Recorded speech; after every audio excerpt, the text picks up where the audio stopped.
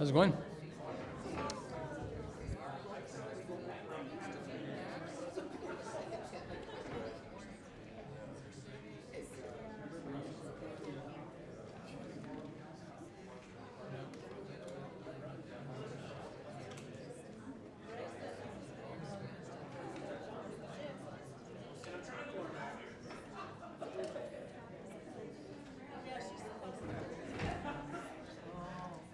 Lawrence. Quick question, where can I make an?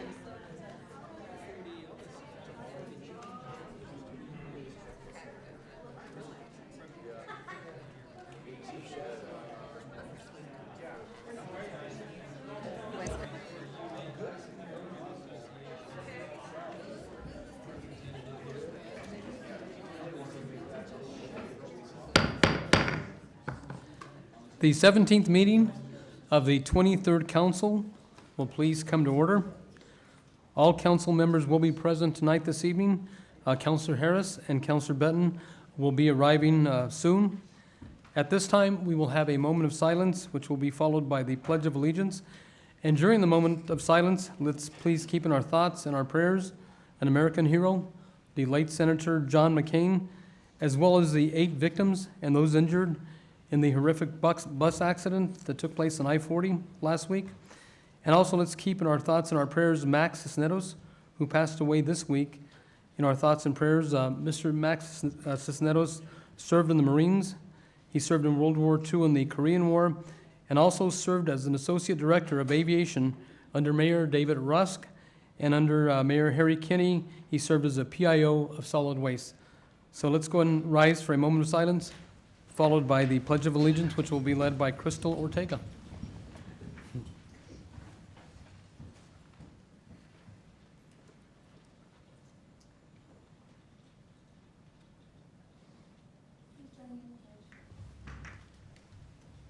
I pledge allegiance to the flag of the United States of America and to the republic for which it stands, one nation, under God, indivisible, with liberty and justice for all. Thank you, Crystal. Civic Plaza parking passes are provided for members of the public. You can obtain a parking pass from the council staff at the sign-up table. The council will take a dinner break at approximately 7 p.m. this evening. And we want tonight's proceedings to be as civil and as respectful as possible. Please do not make any personal attacks, and please no applause or outbursts during the meeting. The meeting will go much smoother if we are respectful of one another. We have several proclamations this evening.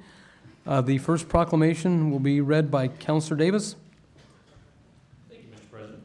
I'd like to invite down Ms. Rosemary Blanchard from the United Nations Association in your Albuquerque chapter, along with her guests Susan Sherman and Greg Polk from the Peace and Justice Center. And while you're doing that, if it's okay, Ms. Blanchard, I'm going to get started in reading this and give you a chance to respond when we get done, if that's okay. Okay, thank you very much, Councilor. Well, first off, this proclamation reads, whereas annually since 1981, the United Nations has declared September 21st the International Day of Peace, and a day devoted to strengthening the ideals of peace both within and among all nations and people. And whereas this year's proclamation, Day of Peace, celebrates the 70th anniversary of the Universal Declaration of Human Rights by recognizing the right to peace. And whereas the city of Albuquerque is committed to building a culture of peace in our community, and a coalition of community groups and individuals within our city through coordination with the Center for Peace and Justice, the American Studies Department at UNM, the Albuquerque chapter of the UN Association of the USA, and have planned community observances for International Day of Peace, including a call to silence, formation of an intergenerational human peace sign and community peace party, as well as other events throughout the week. And whereas the city charter in the city of Albuquerque commits the city to preserve, protect, and promote human rights, be it proclaimed by the council, the governing body of this city of Albuquerque, that the International Day of Peace in 2018 shall be observed in our city on September 21st and celebrated throughout events and memorials during the week of the 16th through the 22nd. And be it further proclaimed that the council encourage Albuquerque civil society at all levels to observe a moment of silence and reflection at noon on September 21st in honor of the International Day of Peace. Ms. Blanchard, thank you so much for bringing this to us. I think it's the second year we've been able to join y'all in doing this, and we appreciate it very much. It's an important day around the world for us to take stock of where we are with all that chaos. But would you tell us a little bit about the program and what's happening this week and introduce your guest for us? Yes, I will. Thank you very much, President Sanchez, Councilor Davis, and members of the council. I'm Rosemary Blanchard. I'm the chair of the United Nations Association's Albuquerque chapter. With me is Susan Skirman, who is the outreach coordinator for the Albuquerque Center for Peace and Justice, and Greg Polk, a volunteer event coordinator for this event with the Peace and Justice Center, who has kept us all capable of putting this forward. And I thank him very much. And I wish to very much thank the council for supporting this work of peace building, understanding, and human dignity through issuing this proclamation, indeed for the second year, and through the many other initiatives that the city of Albuquerque has undertaken to promote equity, equal protection of laws, and compassion. On September 21st, over 200 people plan to gather at the UNM Johnson Field at 4 o'clock to form Albuquerque's first human peace sign to honor the United Nations designated Day of Peace. And we've mentioned the co-sponsors, United Nations Association, Albuquerque Center for Peace and Justice, Gen UN at UNM, the UNM Peace Studies Program, and Campaign Nonviolence. And in addition, we will have a peace party at 5 o'clock over at the Peace and Justice Center with important words about human rights as a path to peace, and root beer floats. So, even if you're not up for any more important words of that entire day, you can be up for root beer floats. The day this year, it's observed around the world on the 21st of September, and this year the theme of the Day of Peace is the right to peace, the Universal Declaration of Human Rights at 70. The theme celebrates the 70th anniversary of the Universal Declaration of Human Rights, which occurs this year. Human Rights Day 2018 is a culmination of a year-long initiative to call on people and nations all over the world to stand up for equality, justice, and human dignity for every person, something which the city of Albuquerque has shown in. And so I want to thank you very much. We are very grateful to receive this proclamation. I've brought with me a few of our flyers for the events we're going to have, which we will share with you. I don't see your grandson here, but I hope he'll come back to us, and we'll see him, I hope, in a few weeks. You will see him another time. It is open house at Jefferson Middle School. In fact, that's my next appointment. Well, we will get you there on time. Come on down to get your proclamation. Okay, sir. Thank you so much. Thank you. Thank you, everyone.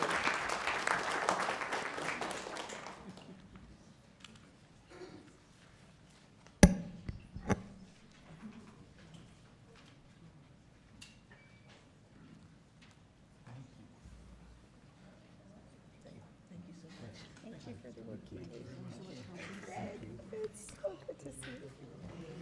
Thank you, you're welcome.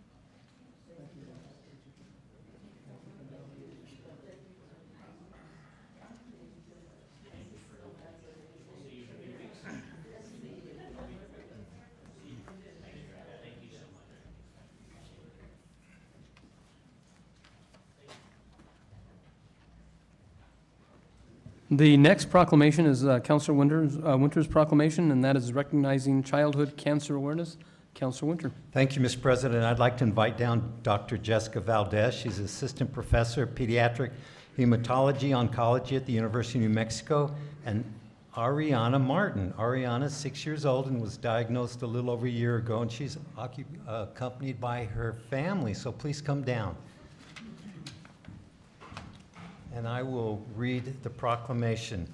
Whereas every September, America renews its commitment to curing childhood cancer and offers its support to the brave young people who are fighting this disease, and whereas thousands are diagnosed with pediatric cancer each year and nearly 100 are from New Mexico, and whereas more than 400 children from Albuquerque alone are currently being treated or followed by New Mexico's pediatric oncology programs, and whereas childhood cancer remains the leading cause of death by disease for American children under 15 years of age, and whereas for those children and their families and in memory of every young person lost to cancer, we unite behind improved treatment, advanced research, and brighter futures for young people everywhere. And whereas over the past few decades, great strides have been made in the fight against pediatric cancer, and whereas with significant advances in treatment over the last 30 years, the combined 5-year survival rate for children with cancer has increased by more than 20 percentage points, and whereas today a substantial proportion of children diagnosed with cancer can anticipate a time when their illness will be in long-term remission or cured altogether, and whereas all children deserve the chance to dream, discover, and realize their full potential, and whereas this month we extend our support to young people fighting for that opportunity, and we recognize all who commit themselves to advancing the journey toward a cancer-free world, be it proclaimed that the Council, the governing body of the City of Albuquerque, hereby recognizes that September 2018 is Childhood Cancer Awareness Month in Albuquerque, New Mexico, and encourage all citizens to join in reaffirming the nation's commitment to fighting childhood cancer. So thank you all very much, and please, I'd love to hear some comments from you. Thank you. Thank you very much, Counselor. I'm also joined by Dr. Koboy, one of our other attending physicians at UNM. And we would just like to thank you very much for the acknowledgement and just awareness of this very significant illness and cause. And we're just all doing our best for our patients and our families. And would you like to say anything? You want to say thank you? Thank you. Thank you. Thank you all very much. Doing good. Would the parents like to make a couple of comments? I just want to say that there's no words or adjectives that you can describe when you're told that your child has cancer. And walking into a hospital not knowing if you're going to walk out with them. So I just want to thank you all for the awareness and for everything that the doctors and the Children's Cancer Fund of New Mexico and everyone has done for the support to take our mind off of those things that we shouldn't be worrying about. So I just want to say thank you. Thank you. Thanks for being here. Just want to make a brief comment too. I'm Dr. Boyu, and I have been in these chambers before to receive a proclamation. I just want to highlight you guys' role in raising awareness for childhood cancer across New Mexico. You are the legislators. You decide how monies are allocated for services. And one of the purposes of making awareness for childhood cancer is to bring that to you guys' attention so you can hopefully appropriately, for children and their families. So I would like to thank you all very much. Councilor Borrego. I just want to thank all of you for coming here this evening, and especially Ariana and her parents. I'm a cancer survivor, and I didn't go through extensive, but it was found early, and if it is found early, I know that it can be, relinquished. I just had a report about 2 months ago that I had 30 years cancer-free, and I hope that Ariana is cancer-free. So I totally support everything that you all have been through, and thank you for being here today.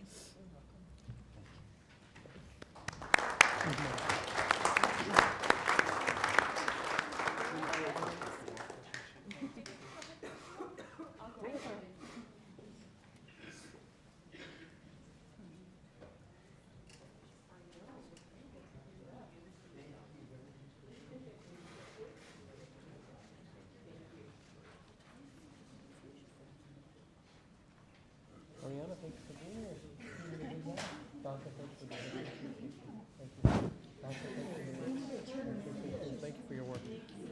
Thank you for your work. Thank you.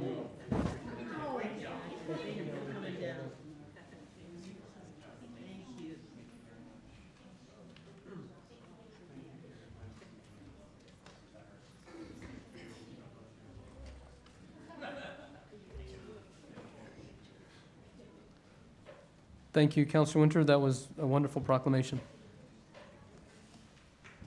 Councilor Borrego, you're up next. That is a proclamation recognizing Suicide Prevention Month. Yes, thank you. I would like to have Ann Romero with Suicide Prevention Office, New Mexico Suicide Prevention Office, and any other individuals that are with her to come down.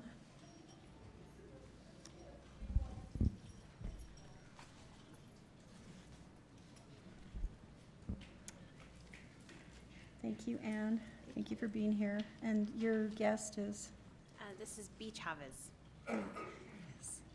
Okay, so the proclamation reads, September 5th, 2018, whereas mental health is part of overall physical health and emotional well-being, and whereas in the United States over 40,000 individuals die by suicide every year, and whereas New Mexico ranks 4th in the nation for suicide rates, and on average, at least one person dies by suicide every 19 hours in New Mexico, and whereas suicide is the 9th leading cause of death overall in New Mexico, and whereas the tragic loss of someone to suicide impacts family, loved ones, and our entire community, and regardless of age, gender, race, ethnicity, religion, or economic status, the impacts of suicide stress all social systems without discrimination, and whereas public awareness of the warning signs, risk factors, help-seeking behaviors, services, and resources available to at-risk individuals are essential to the state and local communities' abilities to decrease suicide rates, and whereas community-based behavioral health services responding to individual and family needs are cost-effective and beneficial to consumers and communities, and whereas the city of Albuquerque remembers each precious life lost to our community from suicide and wishes to acknowledge the countless family members, friends, and loved ones left behind. Whereas state and local partners, in observation of September as Suicide Prevention Awareness Month, offer quality behavioral health resources and services and share the message that it is always okay to ask for help, and that we as a people encourage those struggling with thoughts of suicide and self-harm to reach out to someone they trust and call the National Crisis Hotline at 1-800-273-8255 or the New Mexico Crisis and Access Line at 1-855-662-7474. Be it proclaimed that the council, the governing body of the city of Albuquerque, hereby recognizes September as Suicide Prevention Awareness and Prevention Month. And I want to thank Anne for reaching out to me on this particular proclamation, and if you'd like to say a few words, Anne. Sure. Mr. Chairman, members of the council, my name is Ana Romero, and I'm the State Director for Yellow Ribbon New Mexico. We're a youth suicide prevention program that does a lot of work primarily within the schools and also community behavioral health trainings. And we would just like to thank Councilor Borrego for being on our speed dial. We were here in May for May Mental Health Awareness Month. And suicide is something that impacts each and every one of us. And I just want to acknowledge there's some folks that came and they didn't want to come up. But I think it's important that they also, so those folks who came, if you would please stand. So these are also members of the community, part of the program called Breaking the Silence, which is also a mental health program in our community. And I think the one thing that connects us who are here today and everyone in this room is the fact that we're all impacted, whether we've lost someone, whether we read about it in the newspaper, hearing those statistics. The fact that suicide is now the second leading cause of death for 10-year-olds in our state is very alarming. And before I go on, I just want to give B. Chavez, she's the chair of the American Foundation for Suicide Prevention Board for New Mexico. I want to give her a little opportunity to say a few words. I'm short, sorry. Thank you guys for letting us be here again. So I'm from AFSP, or the American Foundation for Suicide Prevention. We're the largest nonprofit, and we're the New Mexico chapter. So each of you guys last Thursday got an email from me inviting you to our Out of the Darkness walk, and I haven't heard back. So I hope to hear back after this meeting that you guys will be attending. So the Out of the Darkness walk is a huge community event. I have 142 football players coming from one school because one of the guys lost his sister, so the coach makes the whole team come out. I have a swim and dive team that lost their coach in April. I have another football and baseball team who lost their teammate in May, and teammate and classmate. I also have families from a city worker that passed away 2 months ago in a city building. So having you guys there, because suicide, we can say how many people have passed away from suicide, but it's the people left behind as a survivor, and also the ones that have attempted, because one out of for every one death, it's 25 who have attempted. So we need to show them, and having you guys there to see the actual impact of what suicide does to our community. We are expecting 2,000 people this year, so I'm hoping that you guys can come out, start a team, support it, show the people of New Mexico and Albuquerque that you're in this fight with them. So thank you. And if you would, one more time, give us the dates and also for our viewing audience, and they can also Okay. participate. So it's September 29th. The walk starts at 10 a.m. at Hoffmantown Church and the parking lot, and we walk around the Albuquerque Academy and Hoffmantown. It's like 3 miles, 2.5, 3 miles. We start doing honor bead ceremony, so each color represents why you walk. I wear gold because I lost my dad to suicide. So I think that you guys should be there by like 9:30. So, yeah. So I'll be looking for you guys. Just come and say hi. So no one gets away from Beach Chavez, just to let you know. But, you know, we're very, you know, we're a very tight-knit community in the behavioral health community, and it's just wonderful to see that every single year in September for Suicide Prevention Awareness Month, or for May Mental Health Awareness Month, we all kind of regroup and come to the City Council, and we've gotten support. Thank you, Councilor Borrego, for sponsoring our proclamation in May. On behalf of Yellow Ribbon, we are going to be hosting a free community mental health training on Tuesday, September 25th at Wells Park at the Johnny Tapia Community Center.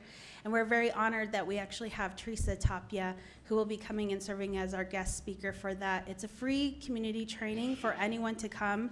And we also are going to be hosting a free training for city staff. We're very honored that Mayor Keller's office has been super supportive, and I want to say thank you to Gilbert Ramirez, because he and I sat down, we thought, what is one of the best ways? I worked on Capitol Hill, and I oversaw the Mental Health Caucus, and my first briefing I had on Capitol Hill, no members of Congress attended other than my boss and her counterpart.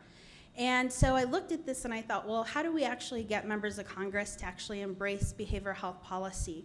And we had to take many steps back, and actually that was through education. So we started hosting mental health trainings for members of Congress and their staff. And it took about 5 years, but I'm very proud to say that when I left Capitol Hill, my last event was standing room only, and we actually now do a yearly member of Congress photo on the Hill with a number of members from both the House and the Senate. And so we want to I want to kind of help and start with that here. So we would love to have you and your staff members, any of the city staff come. That training will be circulated internally by the mayor's office, but on September 25th, that is going to be a community training for everyone to come and just learn about the process. 1 out of every 4 Americans will suffer from a mental illness at least once in their lifetime.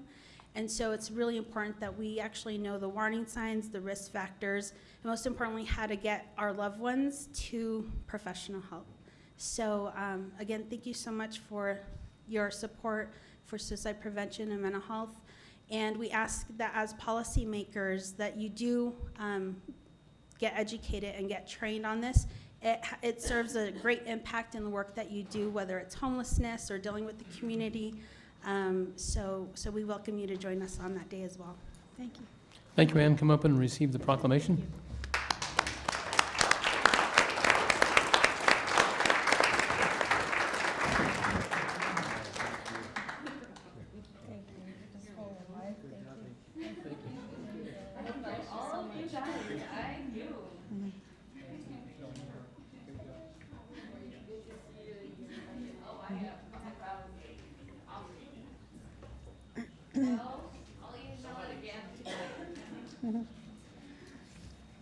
Okay, we are now under the next proclamation, and this proclamation is recognizing National Hispanic Heritage Month.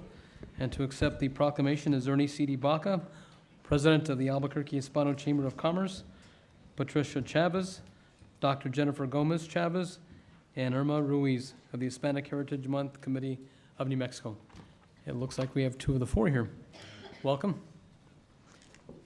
Thanks for being here.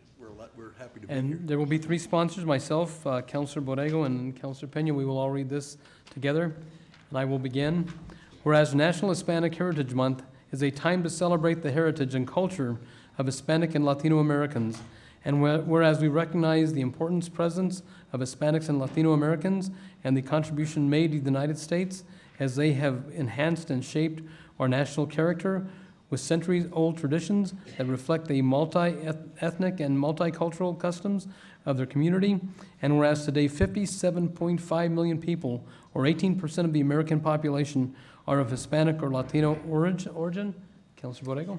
And whereas the participation of Hispanics in today's economy has become vital for the growth of America, with Hispanics representing one of the major driving forces of economic success for millions of people in and out of the U.S., and whereas National Hispanic Heritage Month recognizes American citizens whose ancestors came from Spain, Mexico, the Caribbean, and Central and South America, and whereas the observation started in 1968 as Hispanic Heritage Week under President Lyndon B. Johnson, and on August 17, 1988, was expanded by President Ronald Reagan to a 30-day period starting on September 15th and ending on October 15th, and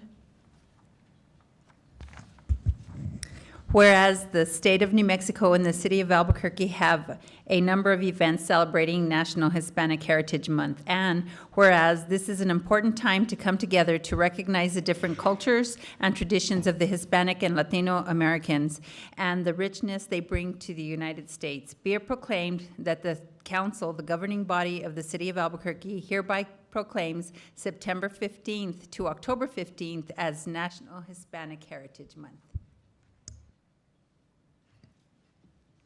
Would you both like to say a few words? Sure.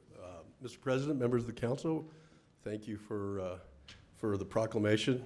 As founders of the Hispanic Heritage Committee over a decade ago, the Chamber is committed to the economic development of minority-owned business and the Hispanic community of New Mexico. We believe in contributing to a greater cause, and the way we do that is by providing a place where people can meet and collaborate, just like family.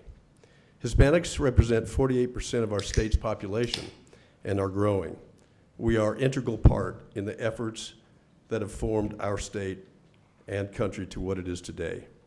During National Hispanic Heritage Month, whose roots go back to 1968, we recognize the contributions made to the United States by Hispanic and Latino Americans and celebrate our heritage and culture.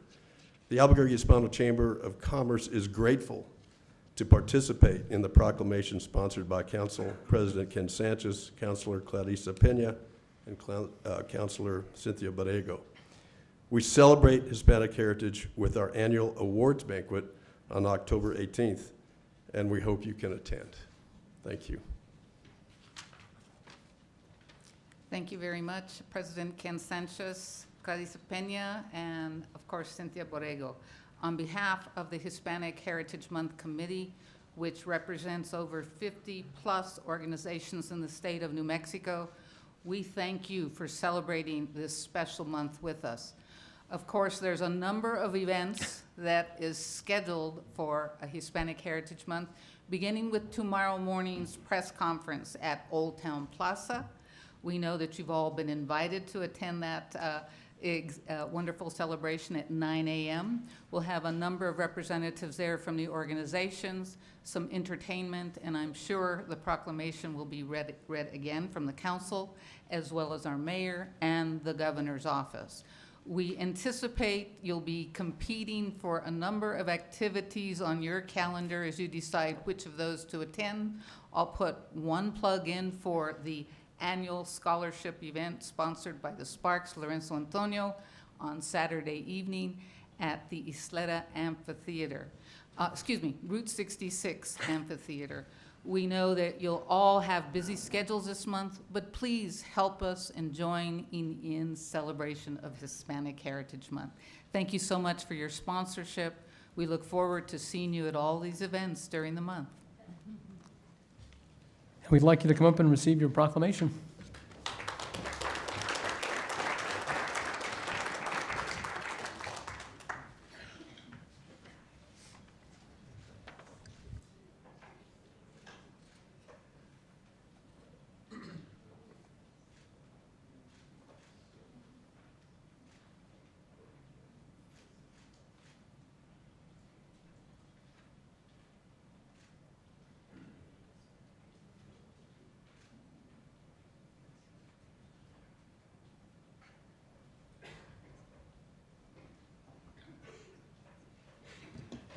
And we have one more proclamation, and that will be read by Councilor Gibson. And this proclamation is recognizing Recovery Month. I don't know if, I don't see Adan Cariaga here and Leonard Joe. They are here. There you are. Thank you. Thank you, Mr. President. Oh, we'll wait till he comes down here. Anyway, I feel really honored. Thank you for sharing this with me and allowing me to read it. Certainly touches a area that I'm very interested in. And thank you, Mr. Joe. Are you Mr. Joe? Who's Mr. Joe? Leonard Joe? There you go. I'm sorry? Mr. President, council members, I'm Adan Cariaga, this is Leonard Joe, and Franklin George, and Reina Martinez. Well, thank you all for being here. I'll go ahead and read the proclamation, and then you can come down and we have a copy here for you. Whereas the Substance Abuse and Mental Health Services Administration, SAMHSA, is the agency within the U.S. Department of Health and Human Services that strives to reduce the impact of substance abuse and mental illness on America's communities. And whereas the National Recovery Month is a national observance held every September to educate Americans that substance use treatment and mental health services can enable those with a mental and/or substance use disorder to live a healthy and rewarding life. And whereas Molina Healthcare, Healing Addiction in our community, the City of Albuquerque, and other community providers work together to help individuals who seek assistance with substance abuse and/or mental health disorders recover. And whereas nationally in 1989, Treatment Works Month began, which honored the work of substance use treatment professionals in the field. In 1989, it was called the National Alcohol and Drug Addiction Recovery Month, when it was expanded to include celebrating the accomplishment of individuals in recovery from substance use disorders. In 2011, it was changed to the National Recovery Month to include all aspects of behavioral health. And whereas the annual Albuquerque Celebrates Recovery event assists in changing the focus from the face of addiction to the face of recovery in efforts to make recovery more accessible and acceptable to Albuquerqueans. And whereas the events reinforce the positive message that behavioral health is essential to overall health, prevention works, treatment is effective, and people can and do recover. And whereas the third annual Albuquerque Celebrates Recovery event will be celebrated on Civic Plaza on September 27th from 10 a.m. until 2 p.m., and whereas the National Recovery Month and the third annual Albuquerque Recovery event will help to increase awareness and understanding of mental and substance use disorders and celebrate the gains of those in recovery. Be it proclaimed that the council, the governing body of the city of Albuquerque, hereby recognizes September as National Recovery Month. Thank you. Would you like to say a few words? Yes, Mr. President, council members, first of all, we'd like to thank you because it's an honor and a privilege to be here to receive this proclamation. I'm a person in long-term recovery. I've been an advocate in this city for about 30 years, and I've worked at various treatment programs in this community for also the same amount of time. As we know, we'd like to thank some people. Some people couldn't be here. Jennifer Weiss couldn't be here, Ann Edenfeld couldn't be here, and Jerry Holland couldn't be here. And Donald, who's sitting back here, didn't want to come up with us. But we'd like to recognize them, and we'd like to also thank the Family and Community Services in the city of Albuquerque for being so supportive in our effort.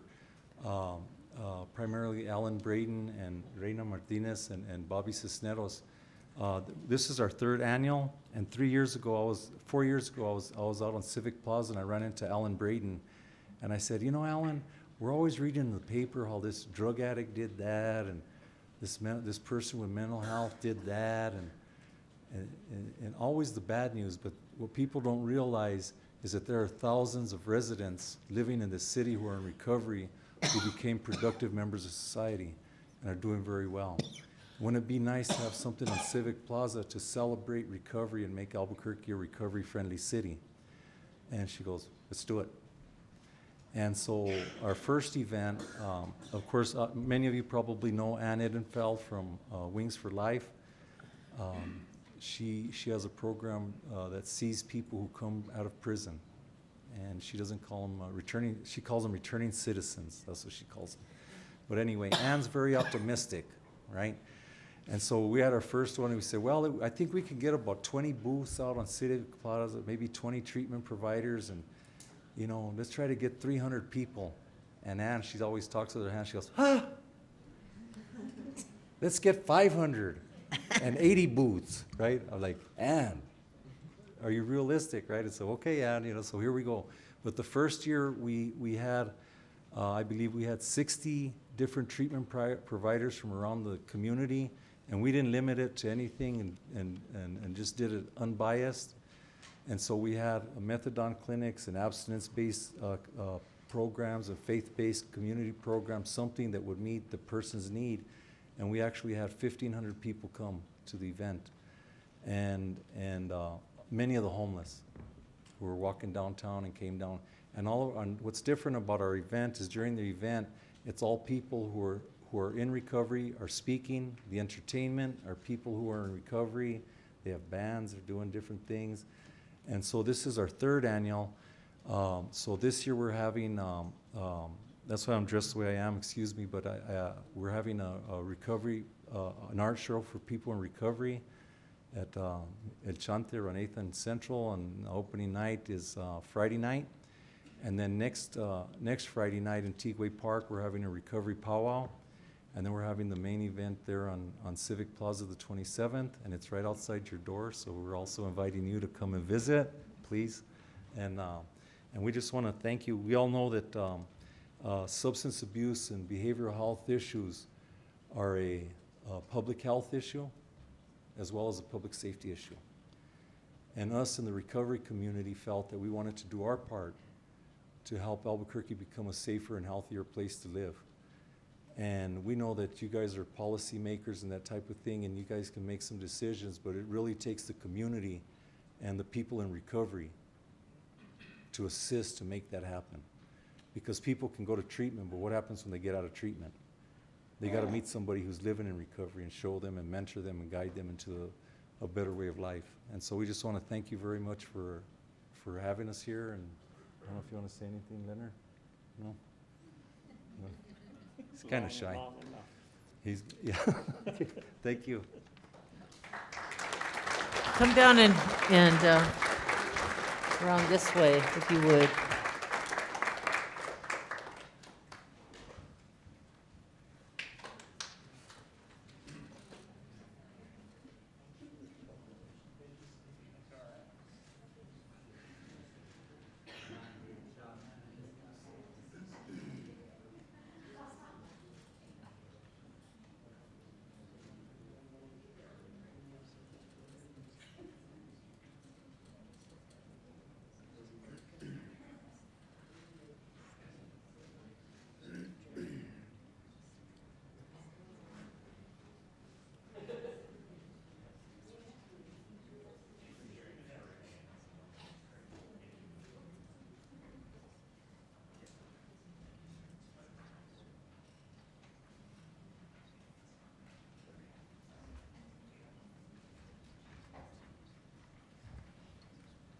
We have concluded with the proclamations and presentations. We are now under economic development discussions. There's none this evening. Let's move on to item 5, administrative question and answers. Councilors, are there any questions for the administration? Councilor Pena and then Councilor Davis. Hi. I have a quick question. I usually don't ask questions, but this just happened today. So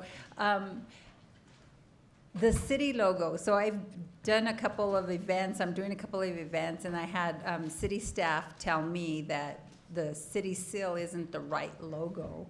So I just wanted confirmation in terms of, you know, I'm seeing the one Albuquerque. I know the mayor's using that logo that he had during the campaign. I'm just not sure. I think there's some confusion. So I thought maybe it'd be best just to. Mr. President, Councilor Pena. So the city seal has not changed and won't change. We do have the One Albuquerque logo, which the administration is using on different materials as part of our One Albuquerque campaign. But there has been no change to the city seal.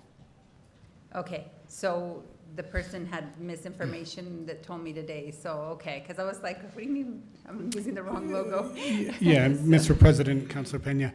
So you'll see on official documentation, you'll still see the city seal, but maybe on a poster or, promotional materials, press releases, those types of things, you will see the One Albuquerque logo. And we used to have department by department logos. It was essentially alphabet soup. And we're trying to bring it under one auspices and actually have a unified logo for the city as a whole. Mr. President, well, thank you. I'm glad you answered that, and maybe, it's just because it's a matter of public record that, some of this, because some of the staff told me that today, and I was just so confused. So I said, I have to ask what's going on, because I have noticed all the different logos, and I just was like, all I know is the official city seal. So, thank you. Thank you. We've got Councilor Davis, then we'll come to Councilor Harris. Yeah, just one thing occurred to me as Councilor Pena was talking is that I know that Mayor Chavez, he started painting green cues on everything. So just what I'm suggesting by that is that what it might be a good idea is that if we want to go in that direction, get the council buy-in, and then it's something that would be more likely to last past anyone up here if it's something that we all kind of agree on and make official policy. Councilor Davis. Thanks, Mr. President. And I know we often use these times to sort of ask critical questions. I just want to share very quickly a positive thing that's happening with some of the work we've been doing. Last week, some of you may have seen the news story where neighbors in South San Pedro and Elder Homestead neighborhoods reached out after school started and asked for some help to help clean up one of our parks that had become a safe place for homelessness, but it also challenged the schools in the neighborhood who were having a hard time, who used to be able to use that park for after school, before school activities. I want to reach out and commend the administration across the board and just name a few names, because we had that meeting last Wednesday, and I literally just made a few phone calls on Thursday and Friday before a holiday and said, if your department is interested in this and has somebody in the neighborhood, could you come with us next week and just walk the park and meet the people? Gilbert Ramirez already got a shout out tonight from Family and Community, but helped me connect with some folks. This morning at Wilson Middle School, we had 30 people show up, including parks, APDs, Coast units, CIT units, Southeast Team 4, Sergeant Lowell, Family and Community, representatives from APS, from the superintendent's office, all the way down to Wilson and Whittier, Holy Ghost, the new Altura Prep is there, 3 neighborhood associations. I know some of them watch online, so South San Pedro, Fair West, Elder Homestead, and the merchants who own the shopping center next door to the park. We did an hour and a half this morning going around about how people wanted to use their park again and congratulating to say we didn't want to use a police first approach. When we left today, Parks was able to explain about the new needle boxes and needle cleanup programs and the 311 apps, and people were downloading them and practiced using them on their way out the door today. The schools partnered with Parks to start scheduling to reuse the park, and the park's right there in the room was able to commit to doing cleanups, and the neighborhood was able to commit to start scheduling regular cleanups before the students started using the parks on regular days. And this morning, with 5 different departments, 4 neighborhoods, and a whole bunch of people who cared, we got a whole new program for dealing with the park, and not a bit of it involved arrest, but it did involve housing vouchers, services direct to the people who needed them. And people left with a new vision for how we can do that. I just want to acknowledge that that wasn't possible a long time ago, and some of these new folks that we introduced this morning from different departments are so new in some of these new programs that they hadn't met each other yet. But it was great to have the Parks folks and Family and Community and APD people who work the same beat every day and don't often run into each other, sit down, have breakfast, and come up with some solutions that worked. And I want to acknowledge that we have got some new things in place that are really working, and the neighbors were incredibly impressed, and so were we. And I just want to say thank you and ask those folks to continue to do that with us. Thanks. Thank you, Councilor Davis. Councilor Borrego. Thank you, Mr. Chair. I just wanted to thank the administration for the report that we received this evening. At the last 2 council meetings, I asked for the number of officers on the street, and also any projections for separations, et cetera. And I did, we all received a copy of that tonight. And Ms. Nair, would you like to go through this report for the public, please? Ms. Nair? Thank you, Council President Sanchez, Councilor Borrego. Yes, so this report, it's just almost like a little number fact sheet. It's also going to be, if it's not already up on the APD website, it should be up there by tomorrow. But we want to be completely transparent about our efforts to recruit, and I know Council President Sanchez, we've talked about this a lot as well. So right now, as of last Friday, the number of officers we had were 854 sworn.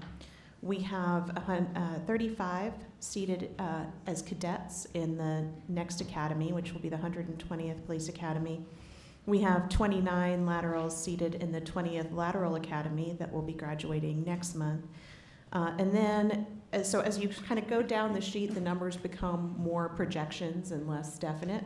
So that's why we'll keep updating you on it. But we've got 33 laterals in the pipeline doing background checks to be in the January graduation Lateral Academy. And then we're just projecting in the normal course of business, we'll have another 20 separations this year. That's just sort of normal retirements, transfers, et cetera. And that leaves us with a plan between the Cadet Academy and the other Lateral Academy that'll be happening through next summer to add another 50 to get us up to 981. So that will be actually, if all goes well, more than 100 new officers added. Of course, you know, once you've gone through the academy, if you're a cadet, you have some more sort of training to go through. Laterals will be a little more ready to be on the streets, but the good news is that between the pay package and enhanced recruiting efforts and some new leadership, we have been able to attract good talent to the department. Councilor Benton? I have a question for APD. And councilors, I appreciate it. Chief Geyer is busy, and I'm glad he's busy. I think he has better things to do, perhaps, sometimes, than to be here. But nonetheless, I'd like to suggest that perhaps we arrange times when he will be here and we can have a discussion just during this period of whatever questions we might have for APD. But here's mine. We had a wonderful holiday weekend, starting out with Saturday. Saturday, instead of celebrating a nice holiday weekend, I was working on my house, so I went to Lowe's at 12th and I-40. I was getting out of my car, when lo and behold, on I-40 westbound are approximately 100 to 120 motorcycles at high speed, with about 1/10 of them doing wheelies. This is going past me at the Lowe's parking lot at 12th and I-40. This we've got to get a hold of. I've lived near Central now for 18 years. Middle of the night, Thursday night, Sunday night. You can hear them. And I'm guessing it was like 20 going down there, and they love to go across the bridge and blast their thing and do whatever they're doing. But it's a quality of life issue. And up there on I-40, it's a major public safety issue. We need to get the state police involved if that's where they think they can go do this stuff. But we've got to get a grip on it. And I haven't had the opportunity to speak to the chief about this. I spoke to my area commander about it, and he goes, yeah, you know, I get it, but, you know, some kind of major tactical plan about this is above my grade, and I get that. But we've got to get a grip on this thing. Okay, that was Saturday. Sunday, nice quiet day on a holiday weekend, I decided to get on my bike and go on a ride and get some miles in. And I said, I'm going to ride up to Mesa del Sol. I rode up that hill to Mesa del Sol, where as you go up on the right, there's a multi-purpose trail. I used that going up the hill and rode around up there. And it was nice to see that they're still building stuff up there. And it's going slowly, but better than nothing at all. And so I see a group of 20, approximately 20 of these same motorcycle exhibition riders, is the best I can describe it. young men on highly powered motorcycles. They don't have loud mufflers. They're so loud because their engines are revving at about 16, 18,000 RPM. So you're hearing the whine of the engine. I could hear them coming behind me. They go by. Okay, I go, well, this is a good place for them to be. There's not that much going on out here. If they're going to do it, I'd rather they be out here than in the middle of town. Rode around, I'm driving back, riding back on my bike. I made the mistake of riding back on the roadway, which I have every right to be on. Everybody who says cyclists need to get out of the way and get off the roadway, they need to understand the law. Nonetheless, I have a right to be on the roadway. They're coming back. I could hear them coming behind me. I'm on the roadway. I can't get off. I'm riding downhill at fairly fast speed myself, going down a hill. One of them goes by me. I'm talking about a foot away from me. It's like aggressive behavior. And this is going on our streets all the time right now. And anybody who lives anywhere near the streets that they favor is experiencing it day and night. And it's a major public safety issue. And we've really got to get a grip on it. Now, I don't know how we go about this, but we need to all start talking about it. And I know, Councilor Jones, we've had some drag racing type people down here. I'm telling you, drag racing is bad, but this thing is out of control. So, thank you. I appreciate your comment. Go and respond. Council President Sanchez, Councilor Benton, we appreciate your concerns, and we also have received other concerns from other citizens. This particular weekend, this past weekend, we had some information that a large group would come in based on some previous dealings with another law enforcement agency. We had some intel officers monitoring this group, and they're preparing a report for us, and basically what you saw is what we're receiving. Thankfully, based on the information we received, that's all that happened that they did based on the threats that we received. We also have plans working not only to address the drag racing that you previously mentioned, but we're also looking at operational plans to address the smaller groups of the motorcycles that are more common instead of this large group that came in from other states and even from Mexico this past weekend. So those are being addressed by the area commanders, and we're all putting plans together to enforce not only the traffic laws that are being committed or broken, and as well as any other criminal activity. Thank you, Mr. President. Thank you, Councilor Gibson. Mr. President, may I Go and proceed? proceed. Thank you. Well, we have to have a community conversation about this. It has to do with noise. It has to do with just the ability. And I'm not just talking about myself because I live near Central. I happen to. But I mean, this is not the only roadway. We all know that Montgomery is a big performance area of these people who believe that somehow their antics are interesting to everybody else, which, that's yet to be determined, I guess. But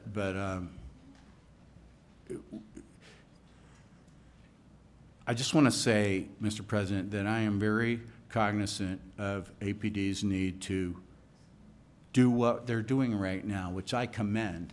And APD, the people who I'm dealing with at APD are the highest caliber and are doing a great job on crazy, complicated things like the homeless situation and all sorts of issues throughout the city. We know there are car theft rings and so forth going on. Fairly small groups of people who are really causing major problems to the rest of our quality of life. But in this case, I think it's something that, because of the quality of life issue, it's sort of a broken window thing. I hate to even use that cliche anymore, but it's sort of a broken window thing of that if our streets, and I'm always hearing this, that they're very aggressive. Very aggressive. And I was a bad hot rodder when I was a kid too. I'm just cop to it right now. But nonetheless, we can't have this level of things of 100 motorcycles going down I-40 doing exhibition driving. And again, that we can work together with our partners at the state police for that issue as well. Thank you, Mr. President. Councilor Gibson, and then Council Vice President Harris. Thank you, Mr. President. I guess my question would be for our CAO, Ms. Nair. So it looks like we have all positions filled for directors, except for maybe the environmental department. And so I'm wondering, are we working on that? Are we looking for anybody? Have we interviewed anyone? Ms. Nair? Council President Sanchez, Councilor Gibson, that's right. So with the hire of the city clerk that you all confirmed, that was the last of the sort of new hires. Now, Danny Navarez was the acting head of environmental health, and only maybe a month and a half ago, we moved him over to be the permanent head at animal welfare. And we paired him together with a gentleman named Adam Ritchie, who's sort of from out of state. So we've got a great team over there, but that's when we were able to post for that environmental health director. So it's not like we haven't had one this whole time. It's just Danny's been pulling double duty, and we finally were able to take him off there. So we got a great response to the NeoGov posting, and I'd be happy to turn it over to Mr. Ayala if he wants to give more color commentary on this, but they've been interviewing, and we hope to fill that soon. Mr. Rael? Mr. President and members of the council, we have, as Ms. Nair indicated, we have advertised the position. We are in the process of interviewing folks for the position, and our goal is, per the mayor's direction, is to finish the interviews within the next week or so and move forward with a selection for that department. As Ms. Nair said, Danny has done a great job in filling both positions, and as you all know, he's a veteran of environmental health and knows that program very well. So in many aspects, I think we've done pretty well through the process, but now we're ready to move on getting someone there full time. So just one follow-up.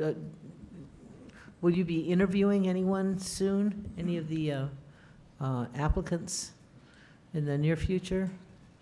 Mr. President and Councilor, yes, we are scheduled to do one interview, I believe, this week, and then a couple next week. We've narrowed from a long list of applicants down to probably the top 5 applicants, and as I said earlier, we hope to get this individual selected before the end of the month. Great, thank you. Thank you. Are there any other questions for the administration? Council Vice President Harris, and then Councilor Borrego. Yes, I want to talk about the drag racing motorcyclists again. If you can bring the chief of staff for the police department down, because I guess I kind of want to understand how would we attack it. I think part of the problem is our numbers and why it's so urgent that we get our numbers up. So if we had 1,200 cops, we might be able to swarm 20 and pull them off whatever they're doing to address this. But I'm just wondering what it is that we are doing and how we can do it. I mean, what it would look like. I live up near Tramway and Indian School, and there's been 2 motorcyclists who've died in the last several years up there, right around that intersection. One at Rover, one at Indian School, and the motorcyclist at Indian School actually killed a woman. They actually T-boned a very large F-150 pickup and killed one of the occupants as well as himself. And another motorcyclist died hitting a light post at Rover.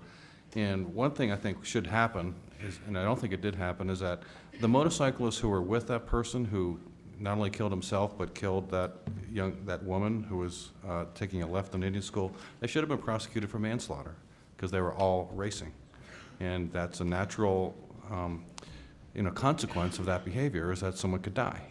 And as far as I know, no one got prosecuted for that, as well as the people who are racing with that young man who got killed on Rover. I mean, why weren't they prosecuted for manslaughter? Why aren't we actually taking these people to task and saying, look, we know you were with him.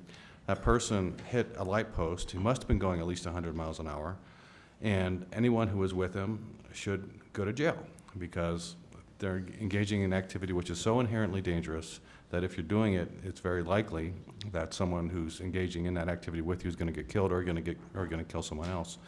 So, you know, I kind of would like the APD to relook at that and maybe go to our district attorney and maybe think about prosecuting somebody, because that might actually get the word out that we're not messing around, that this is not only dangerous, and not only is it dangerous, but if somebody dies while you're in that pack of people, we're coming after you. Secondly, I'm just wondering, what would it look like if we got a call out like that, okay, they're collecting on tramway, there's going to be a race now. What would we do? How? Because, you know, someone can't get in one of those Dodge, you know, one of our new patrol cars, what are the Dodge whatevers, Charger or something, and chase down a motorcycle going 140 miles an hour. So I'm just wondering, how would that look like? How would we get, what's the best practice in terms of addressing this? Chief of Staff Ross?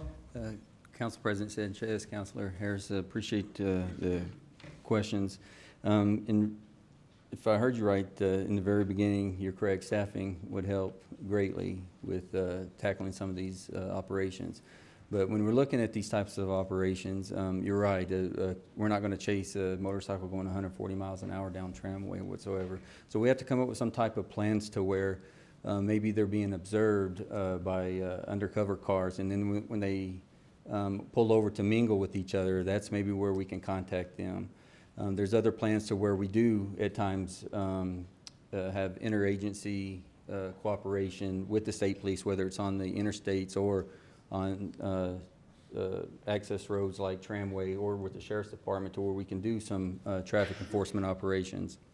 When you get those large groups, as you can refer back to the sheriff's department on I-40 a few months back, you know, those groups kind of surrounded that police unit and threatening that police unit. So we want to avoid sending one or two officers in at that time for officer safety reasons. But at the same time, if we can show a presence, we hope to deter that way. And depending on the staffing that we have, putting the plan together, will all depend on the type of enforcement or the type of operation that we have. Each one is not the same. It depends if it's just I don't want to say a normal Saturday night, 10 or 12 motorcycles. That's different from the intelligence we received from this past weekend. So the operations will be different from the type of activities. Councilor Benton and then Councilor Borrego. Yeah, just to follow up. So, again, I want to reiterate that I understand the capacity of APD and where we want them deployed. And I also want to say, I did not say before, but I want to say that I understand that the new APD leadership is doing some traffic enforcement and speed enforcement and things like that. And hallelujah, we need it. But I also recognize that you know, you're stretched thin. You've got to respond to first things first. But this going back to the broken windows thing. How about? I just want to throw something out there. Also recognizing you cannot catch these people. They go much faster than your cars do. Let's identify them. Like you said, bait car, or just a bait car with a PSA with a good camera in it. They don't have to do anything. They don't have to confront anybody. Start documenting who these people are and what they're doing and why they think they have a right to totally violate our laws and peace of mind, and start documenting that, and then minimize the work of the everyday force of trying to just go out there and try to catch them. It's, you know, it's just not viable anyway, and just use information to track them down and bring them to court.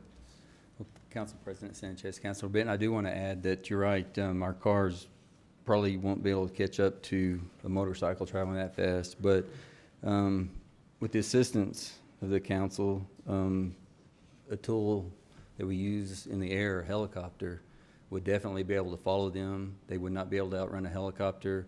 Our radios to contact the officers on the ground.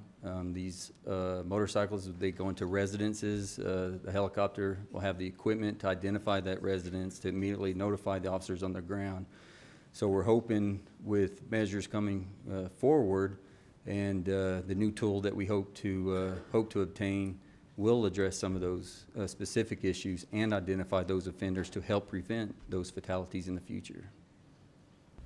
Thank you, Mr. President. Yeah, again, as a former hot rodder myself, you know, I mean, this is way beyond the pale of anything that we were doing, and super, super concerning. So thank you. Yes. Councilor Borrego, then Council Vice President Harris.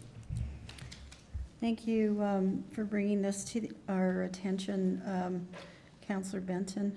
I would be remiss if I didn't mention, you know, this type of, I guess, vehicle that's on the road that's violating the rules, because there are motorcyclists that are following the rules.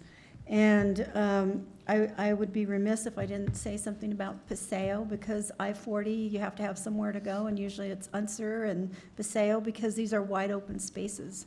And McMahon, I mean, and I've talked with the commander a little bit about this, not so much as terms of motorcycles, but I hear them at about 2 o'clock in the morning through Paseo, through the petroglyphs, because, you know, at that hour there's not a lot to hear but the sound of either an ambulance or a motorcycle. But I think this really brings up the whole issue of motorcycle safety, which, you know, I think that we and I would look to APD to give us those parameters, because there are motorcycle clubs and there are motorcycle groups and individuals that have motorcycles that are following the rules.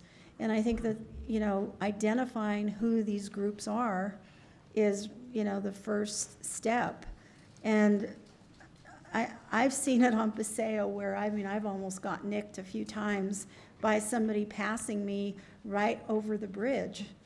And they must be doing, you know, over 100 at least. And I'm thinking to myself, you know, they're taking their life in their hands. And, you know, so I kind of feel your pain, Councilor Benton, because I actually hear it like at 1, 2 in the morning. And I know there aren't a lot of police officers around on Paseo or, you know, some of these outlying streets, but they're wide open spaces. So I would appreciate whatever, you know, input you all can give us so that we can look at what policy could be made. If there's safety issues, and I know Councilor Benton took the lead with regard to bicyclists, but I think motorcycles are just as important. So you know, where they should be and how they follow the rules is critical. So I would look to you all for some background. Okay, let's go to Council Vice President Harris and Councilor Davis, and then Councilor Pena. Yes, we need to get other business done, but maybe Ms. Nair could look at, because I am interested in one thing that you said, Councilor Benton, about prosecution, but the problem is if it's a misdemeanor, you usually have to catch them in the act.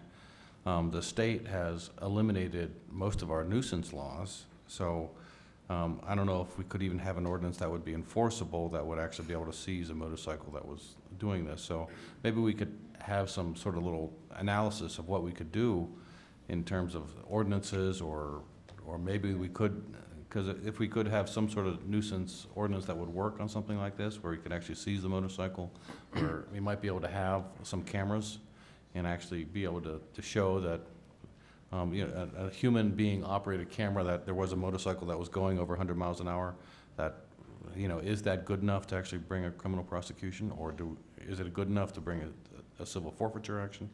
Now, those sorts of things I think we should look at. Thank you. Councilor Davis?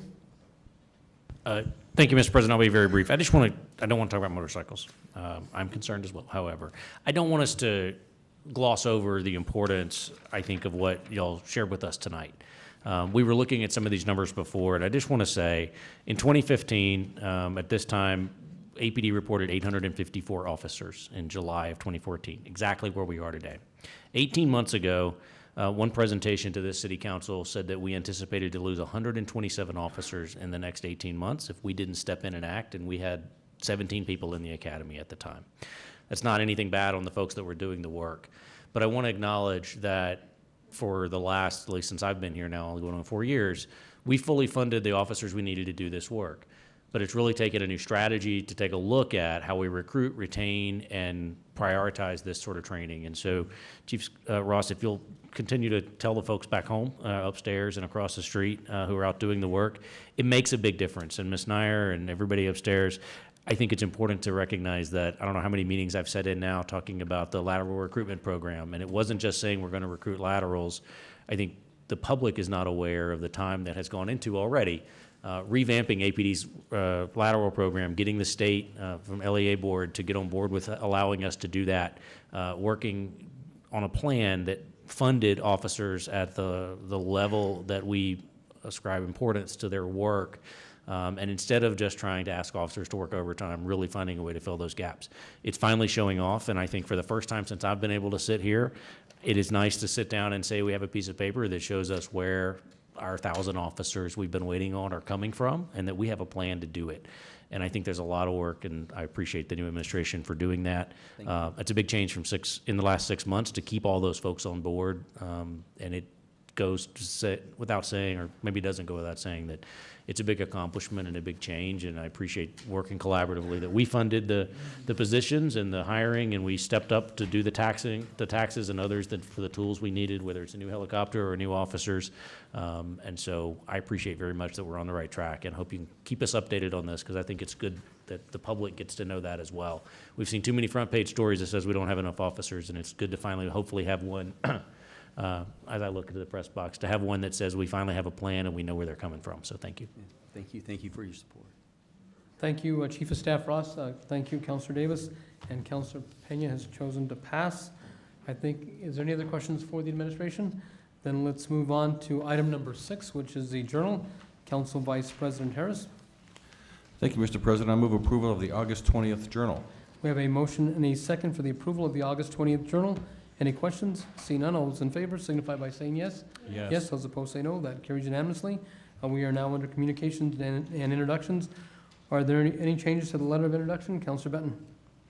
There, Mr. President, I move the rules be suspended for the purpose of placing OC 12 on tonight's agenda for final action. OC 12 is recommendations of appointees to the International Energy Conservation Code Committee. We have a motion and a second by Councilor Davis to suspend the rules for the purpose of placing OC 12 on tonight's agenda for final action. This will require 2/3 votes. All those in favor signify by saying yes. Yes. Yes, those opposed say no. That carries unanimously. We are now on the next item, which is Councilor Sanchez and Jones. Councilor Jones. Thank you, Mr. President. I move that the rules be suspended for the purpose of introducing R72 and referring it to the Finance and Government Operations Committee. We have a motion and a second to suspend the rules for the purpose of placing R72 and referring it to the Finance and Government Operations Committee. That will also require 2/3 votes.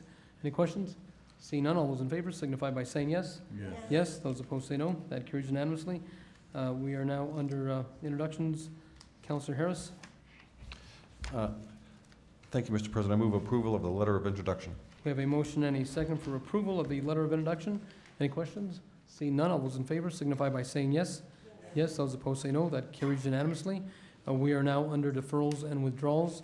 Councilors, are there any deferrals or withdrawals at this time? This is deferrals and approvals. This is item A, EC 194, Mayor's appointment of Philip Snyder to the Lodgers Tax Advisory Board. I move deferral until the September 17th meeting. We have a motion and a second by Council Vice President Harris. Any questions? Seeing none, all those in favor signify by saying yes. Yes, those opposed say no. That carries unanimously.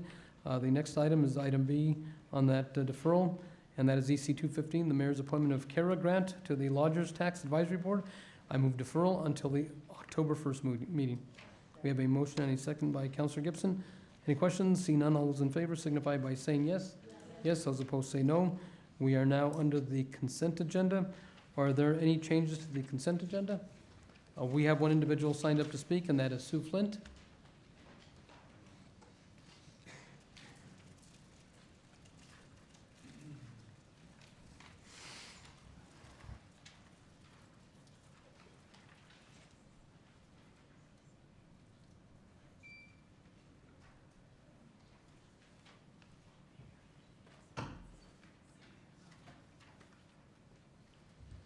Go ahead and proceed. Good evening. On the appointment of ADC Commissioner Jim Strozier, my stand as somebody that's just in the public is to veto his appointment by the mayor. I believe that as an Albuquerque Development Commissioner that Jim Strozier has a conflict of interest. The majority of the projects and plans that have come before you or will be in the future quite soon, Jim Strozier is involved in as consensus planning agent for many of these clients. I actually looked at his application and how they figured out the votes based on the points in the categories, and in the categories that Jim Strozier actually beat people out on is based on being able to put down recommendations of organizations or members through the city and other entities that he's been able to work with, his cost estimates and analysis, and some of these is not fair to the other ones because in the position that Jim Strozier was in as an Albuquerque Development Commissioner and as one of the most lucky agents in this city in economic development, I wanted to actually touch him tonight for his approval in this because this man is the luckiest person in this city. He is on almost every project as an Albuquerque Development Commissioner through recommendations. He is an agent for many of the high-end developers, such as the Highland. For Titan, he's Wall's agent. He works with Ron Bohannon on the DPM. I mean, it's outrageous that he was even considered. I know that you want him on the board and you don't feel the way I do, but I'm not the only one that feels this way. I'm the only one that's starting to show up to voice. Thank you. Thank you. We are on the consent agenda for those individuals that are here tonight on the consent agenda who are being appointed to serve on a board or commission. If you're here tonight, please stand and be recognized if you're in the audience. Thank you for wanting to serve. Council Vice President Harris. Thank you, Mr. President. I move approval of the consent agenda. We have a motion and a second for approval of the consent agenda. All those in favor signify by saying yes. Yes, those opposed say no. That carries unanimously. We are now under general public comments. There will be a 2-minute time limit. The light at the podium will be green for the first minute and a half. Then the bell will ring and the light will turn yellow, indicating you have 30 seconds remaining. When the light turns red, that means your time is expired, and please respect your time. I will call up the first 5 speakers. Once your name has been called, please come to the front and be prepared to speak. Art Tannenbaum, Rowan Weimark, Susan Torres, Rod Courtney, and Monte Harms. Welcome, Art. Go and proceed. Oh, sorry. I was doing the State Fair Shuffle. What happened to my wallet? It's very similar to the tax hike shuffle. I read that Albuquerque Police Department is working with a 17-year-old helicopter.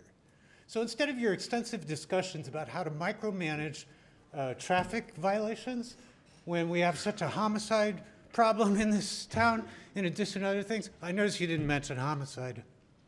Why don't you buy APD a new helicopter? It's only $5 million. Council President Sanchez, I came down here with the intention of speaking about the fear and loathing in politics.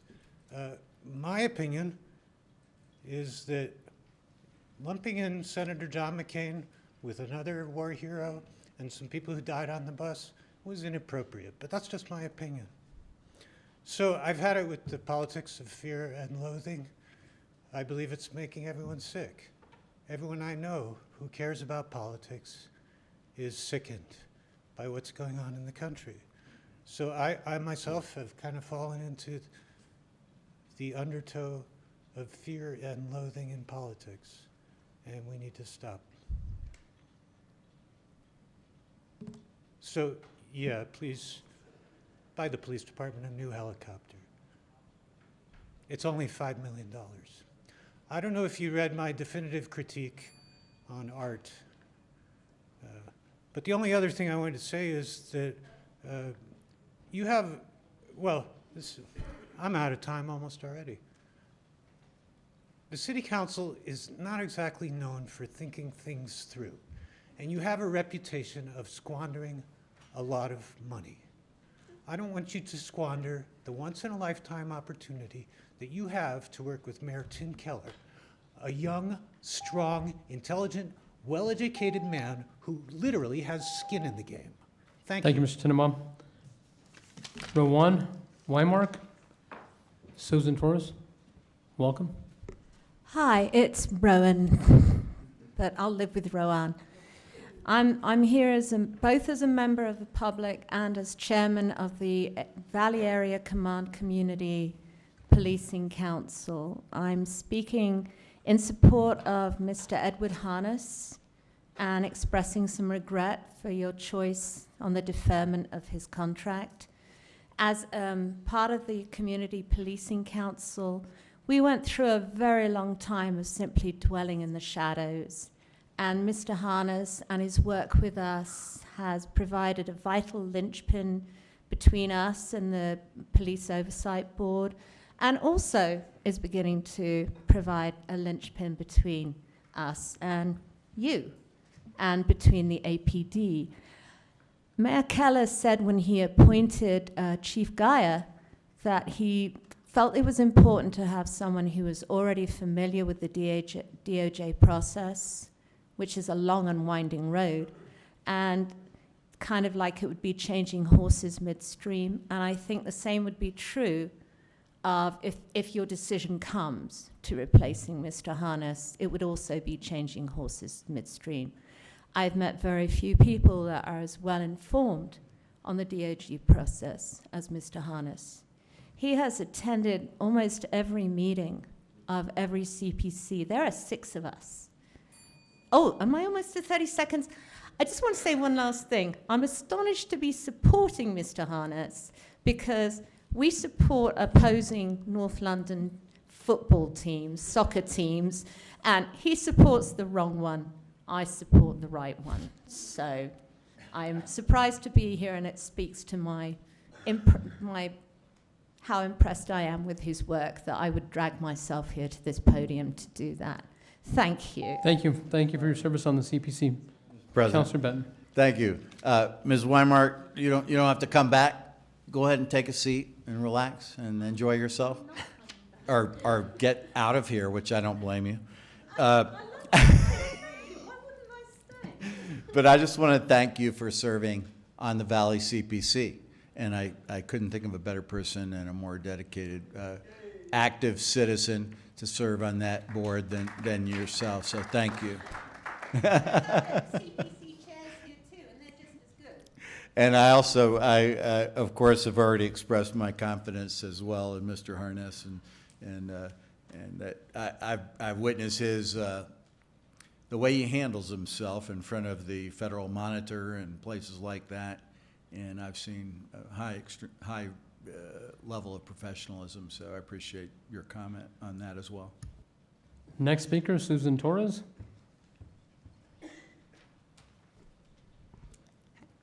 My name is Susan Torres, and I am the Communications Director at the New Mexico Wildlife Federation, a nonprofit founded over 100 years ago by conservationist Aldo Leopold. I'm excited to speak today not only on behalf of my organization, but also as a resident of Albuquerque in support of the resolution calling for full funding and permanent reauthorization of the Land and Water Conservation Fund. The Land and Water Conservation Fund, or LWCF, has had a stunning impact on our country. For more than 50 years, this fund has taken royalties from offshore oil and gas leasings and put that money to conservation projects in almost every congressional district in the United States. From national monuments to city parks to public pools to baseball fields, it's not an understatement to say that LWCF has had an impact on almost every New Mexican.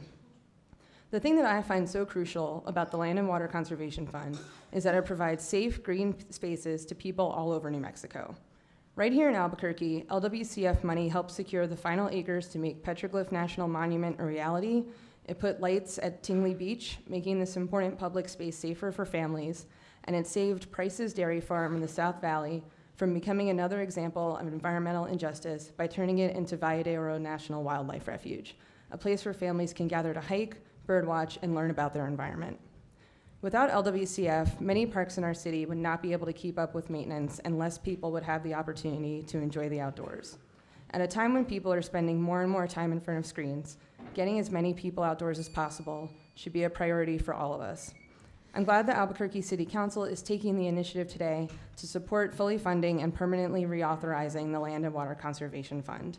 It is important for our leaders in Congress to know that their constituents care deeply about access to public lands and green spaces at every level of government. On behalf of the New Mexico Wildlife Federation, our members, and the residents of Albuquerque, thank you for considering this resolution in support of LWCF. Thank you. Thank you. Rod Courtney, followed by Monty Harms. Cotney, it is. Rod Cotney, Colonel of the United States Air Force, retired, and also the chair of the Foothills CPC. But I come here as a private citizen to support Edward Arnes in his reappointment to the Police Oversight Board. I attended the Albuquerque Civilian Peace Academy with him. He was an excellent participant in all the discussions, challenged speakers, and presented himself excellently. He has a law degree, I think, from Marquette, a big supporter of that school, and he is he just handles himself very well. I wrote a letter to the mayor and on supporting him, and also sent it to Chief of Police and Mr. Don Harris. So I just want to say that this man is an excellent choice, and we want to keep him on the board. Now, I want everybody to know that I have finished long before my 2 minutes, and that should lend some support to my cause. Thank you. Thank you for your time. Monty, welcome. Thank you very much. I'm Monty Harms, and I'd like to give my view on the resolution coming up later that creates a task force for short-term rentals. After reviewing news articles and the resolution, I can't understand why we need this task force. It seemed the impetus of this was one party house on Airbnb, or maybe a couple more, that had issues with noise or parking. All of the other Airbnbs should not be regulated because of a bad apple. If there are these problems, shouldn't the existing laws of the city take care of that? There are over 300 Airbnbs in Albuquerque, and I have one of them. I have had over 200 guests with no problems of that kind that seem to prompt this resolution. Airbnb regulates itself mainly by reviews of guests and hosts, and on occasion Airbnb will get involved with a dispute. Another issue listed in the resolution is that short-term rentals, which are defined as less than 29 days, can affect the pricing and availability of long-term rentals. I don't know how this could be possible. Even if someone stayed at most Airbnbs for a month or two, they normally pay a lot more than they would if they rented an apartment. Mine would cost them over $1,700 a month. Also, Airbnb guests already have paid a lodger's tax for the past year that has brought a considerable amount of money to the city.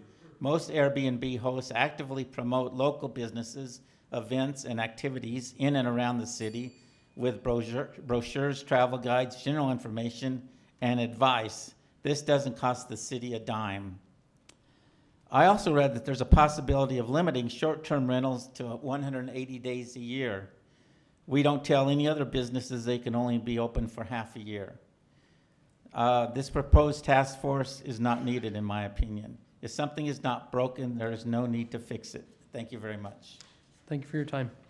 Ronald Helbjewaks, followed by Tad Naminsky, followed by Sue Flint, and the last speaker will be Brian Plata.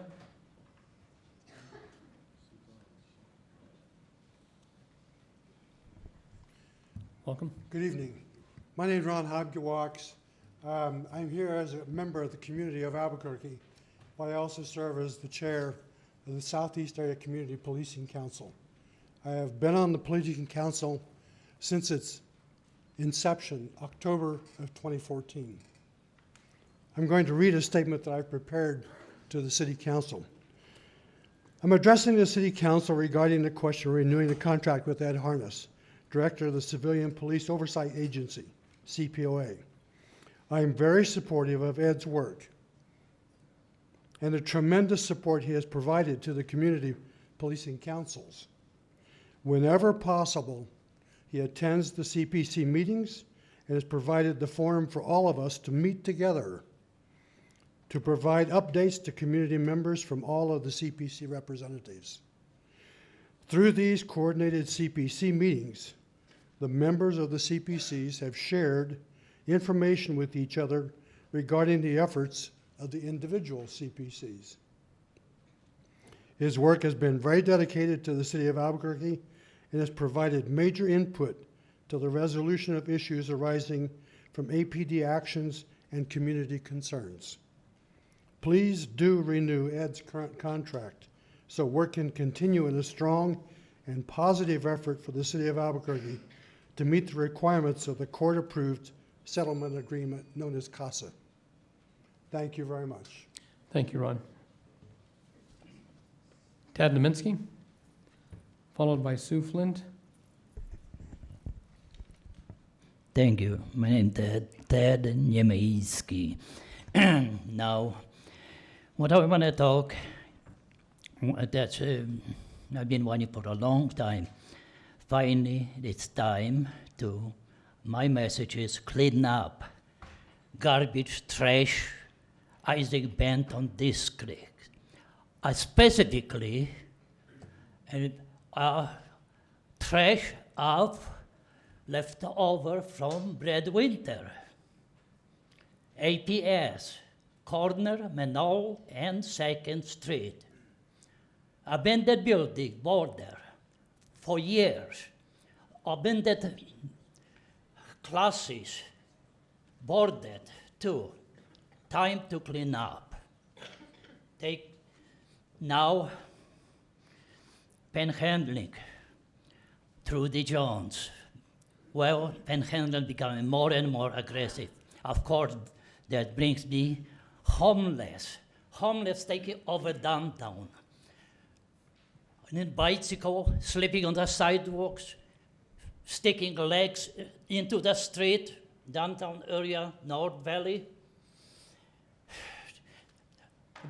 Now taking, last week I was driving about 8 o'clock and on the 2nd Street between Menol and I-40.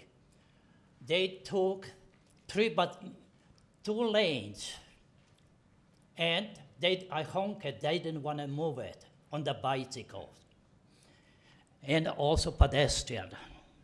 So Porsche Street and sidewalks. I don't have much time to, well, Davis too. Central Avenue, which it belongs to Davis, Sanchez, and Benton. Our trash on the weekend. Next speaker, Sue Flint, and the last speaker, Brian Plato. Thank you again. I just want to finish what I was saying about Jim Strozier. I'll be watching Jim Strozier and the work that he will do as a landscaping consultant and his work. I've been following Jim for 10 years and I don't intend to give that part up. The next thing that I want to say is that, you know, I'm not a believer in the little slogan, live, work, play, and now they've added invest. And I'm not a fan of this one Albuquerque slogan, I guess, that the mayor has brought up, because I don't believe that we're a one Albuquerque. I believe we're a divided Albuquerque, and we've been divided a long time. And now when I watch economic development, I watch what ADC's approval through metropolitan and metropolitan redevelopment and as well as metropolitan development, you know, I can see where the competition of the west side has now caused problems for the rest of the city. I drive the city because I want to run for District 4. And had I known you were running for District 15, I may have ran against you, because I was living out in District 15 for 14 years and fought economic development that encroached in the North Valley, which is back encroaching again. I don't believe that the public believes what goes on in here. And you know, when we have proclamations, that's when the public hears what you do. That's when we hear about the programs that are helping the homeless. The Albuquerque Journal does not do you any good, nor does it do any good to the mayor. In my community, in my social group, which is not yours, we do not believe in you. We believe there needs to be change, because if you look who has benefit this city and put us in a deficit are the very same people that sit on your commissions, your boards, and your committees that have rewritten the process manual. And by the way, did you know Ron Bohannon was the only developer in the North I-25 Sector Development Plan with New Mexico DOT? Thank you. Thank you. Brian, Leda, welcome. President Sanchez and members of the council, thank you for having us today. I'm here with Mary Tarango from the 21st Century Public Academy. I'm Brian Pleto with Stone Age Climbing Gym, and we're representing the At Midtown Neighborhood Association, or Merchants Association. And I know later this evening you're going to be hearing final recommendations on the Cutler Avenue report. We just here to show our support and hope that you consider approving the recommendations of the report. We think it's going to be great for our community.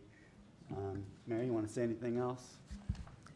We're a charter school, and we just think it's a great opportunity where everyone has embraced the school, number one, and we're working together for a family-friendly area in the center of Albuquerque. So we really would appreciate your consideration. Thank you. And Councilor Gibson either has a question or a comment. Go ahead and proceed. Yes, thank you, Mr. President. Thank you both for being here tonight. When we have this on the agenda, I'm really excited about the Cutler area and at Midtown.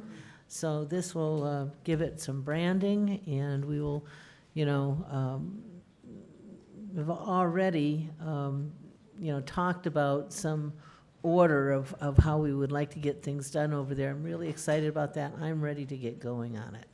So thank you again for being here. And I just, last thing, I want to just make an observation. There's a lot of energy along that street of the merchants, and there's, you know, a pretty good mix of different interests, and the school, a very accomplished school, great school, and not only the gym but the Green Jeans and the hotel, and so it's good to see that so many people from, you know, different perspectives really wanting to you know, dig in and, you know, help establish some, you know, some character over there. It's already got character, but a little bit more. So thank you. Thank you for being here. Thank you, Councilor Gibson. And yeah, we have the character. We just need a little bit of street lighting and a couple crosswalks. So thank you very much. Thank you. That concludes general public comments. We are now under announcements. Councilor Pena. Thank you, Mr. President. There will be a Finance and Government Operations Committee meeting on Monday, September 10th at 5 p.m. in the Council Committee Room on the 9th floor. Councilor Borrego. Thank you. There will be a Land Use Planning and Zoning Committee meeting on Wednesday, September 12th at 5 p.m. in the Council Committee Room on the 9th floor. And there will be a Saltillo Public Improvement District Board meeting on Thursday, September the 13th at 10 a.m. in the Council Committee Room on the 9th floor. And there will also be a 9/11 memorial ceremony that will be held at Civic Plaza Tuesday, September the 11th from noon to 1:30 p.m. This is a free event open to the public to commemorate the bravery and sacrifices of those affected by the attacks of September 11th, 2001. There are no public hearings this evening. We will move on to item 13, approvals, and that is Councilor Benton. Item C, OC-12.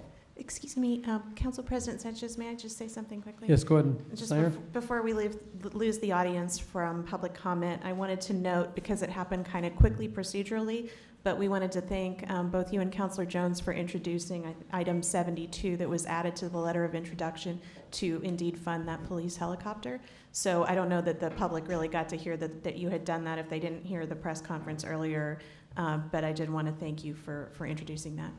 Thank you, Ms. Snyder. Okay, let's go back to Councilor Benton, and that's item C, C-12. Thank you, Mr. President.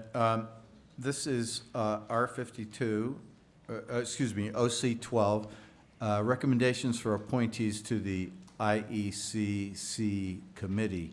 And the IECC is the International Energy Conservation Code.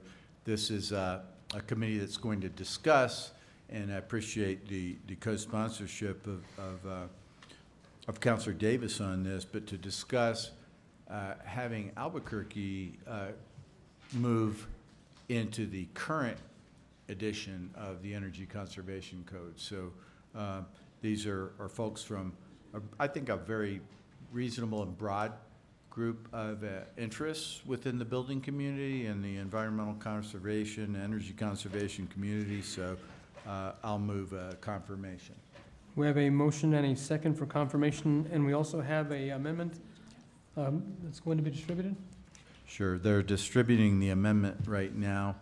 This is one change to the table from the planning department to add the names of the representatives of the planning department who are Steve Horton and Patricia Ortiz. Okay, we have a motion and a second for floor amendment number 1 to OC-18-12. All those in favor signify by saying yes. Yes, those opposed say no. We also have one individual signed up to speak, and that is going to be Athena Christodoulou.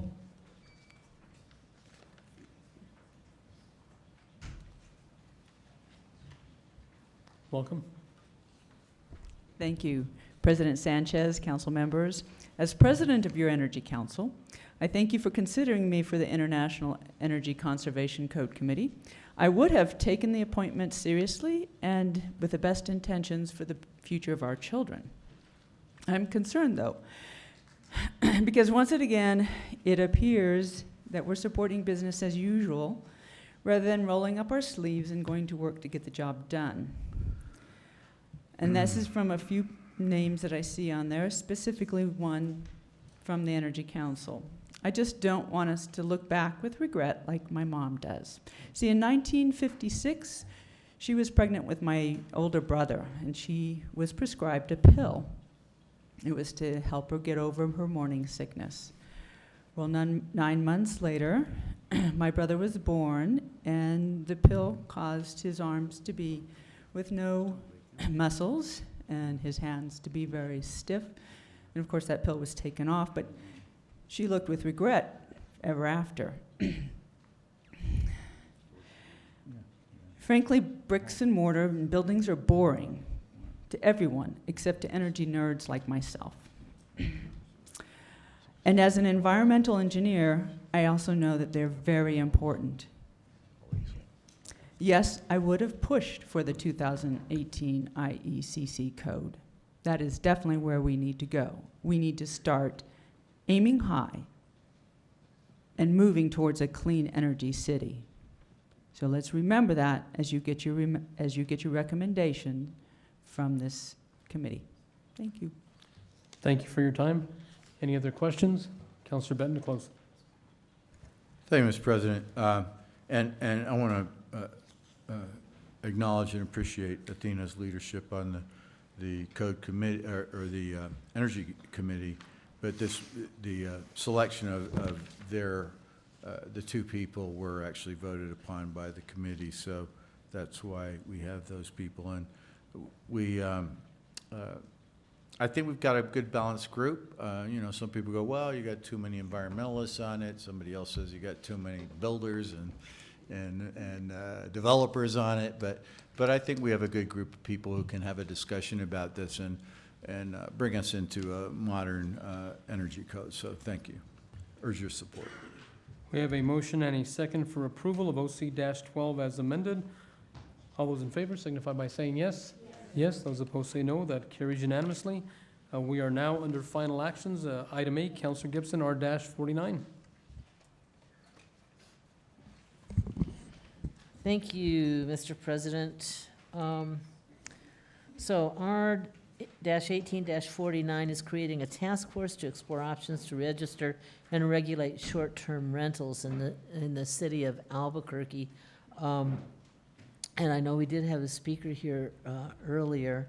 We appreciated him coming down. This is really like any other task force. We really want to expand our knowledge base. And I've talked with people in other cities too who've also experienced what I believe that we've experienced here in Albuquerque. I don't know for sure because we haven't had the task force yet. But what I've learned from other cities is that they have experienced a very high rate of new short-term rental inventories or businesses, startups.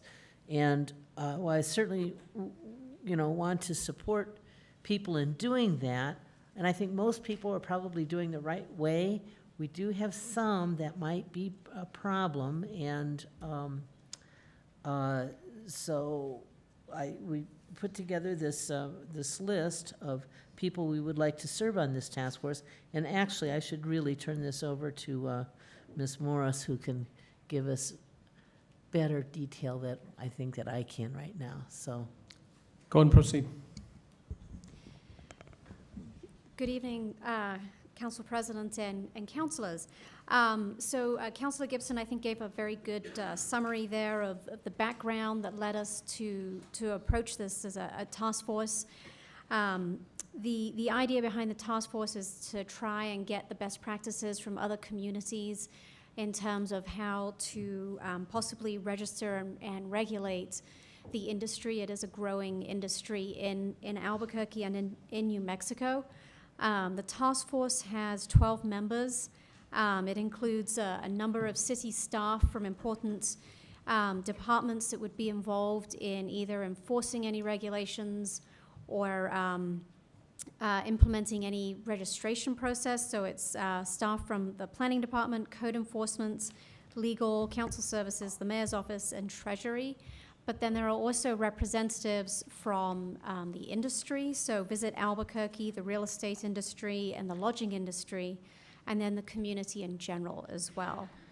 The council services and planning department will also be liaising with other city officials on some of the more detailed matters, for example, related to either the building code or environmental health, solid waste, risk management, or the fire marshal as they come up during the process. The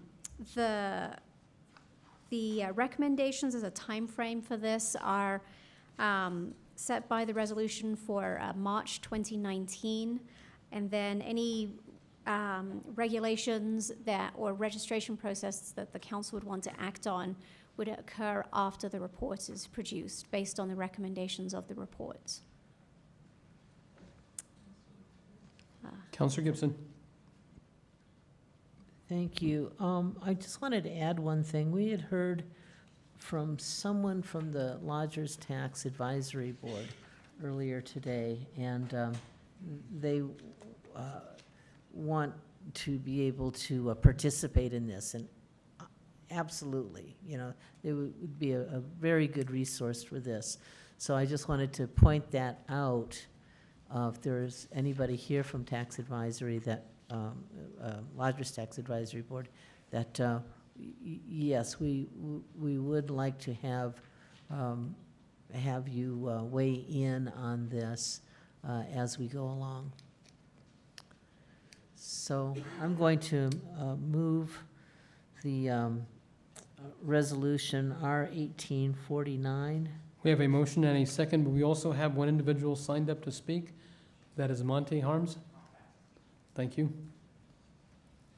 Is there any questions or discussions from the council? Councilor Gibson to close. I urge your support. We have a motion and a second on the floor for R-49. All those in favor signify by saying yes. Yes. Yes, those opposed say no. That carries unanimously. Next item is item B, Councilor Gibson, that is R-51. Thank you, Mr. President. R-18-51 is adopting the August 2018 Cutler Avenue Report as city policy for prioritizing roadway and lighting improvements in the Cutler Avenue area between Carlisle Boulevard Northeast and Washington Street Northeast, and establishing the at Midtown District. We talked about this a little bit ago. This has been the culmination of, I think, about a year's work that our planners and council spearheaded, and for that I'm really grateful to Ms. Morris and to Ms. Schultz for working so hard on this.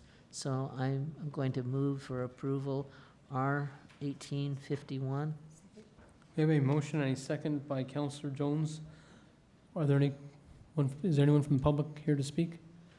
Seeing none, is there any questions from this council? Councilor Benton? No questions, Mr. President, but I just want to say I want to commend the sponsor for this. You know, it's a relatively small area, but a really kind of unique and area with a lot of potential for the city and for the general surroundings. And you know, this is the way we get things done. We enact policy with regard to what we think is the best direction to go, and then we use our own council set-asides and the CIP, and we make requests to the state legislature. And if we're effective at doing that and we round up all the supporters, we can get some good things done. So I appreciate the effort of Councilor Gibson on this. Are there any other questions? Seeing none, Councilor Gibson to close. I urge you support. We have a motion and a second for approval of R-51. All those in favor signify by saying yes. Yes. Those opposed say no. That carries unanimously. We are now on item C under final actions. That's Councilor Benton, R-52.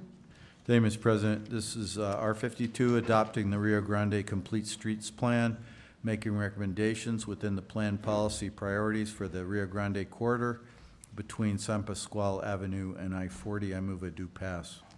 We have a motion and a second, and you also have an amendment? Thank you, Mr. President. Yes, we do have an amendment which is in your iPads, and I need to get to it now. And I'll move that as amendment number 1. And Mr. President, amendment number 1 states, adds some language with regard to 2 of the most significant components of this plan. This plan, just so I should introduce the plan properly first. The plan really addresses, we've had a lot of discussion about Rio Grande Boulevard north of I-40 and the residential area that goes through. This is about Rio Grande Boulevard south of I-40 down to Old Town.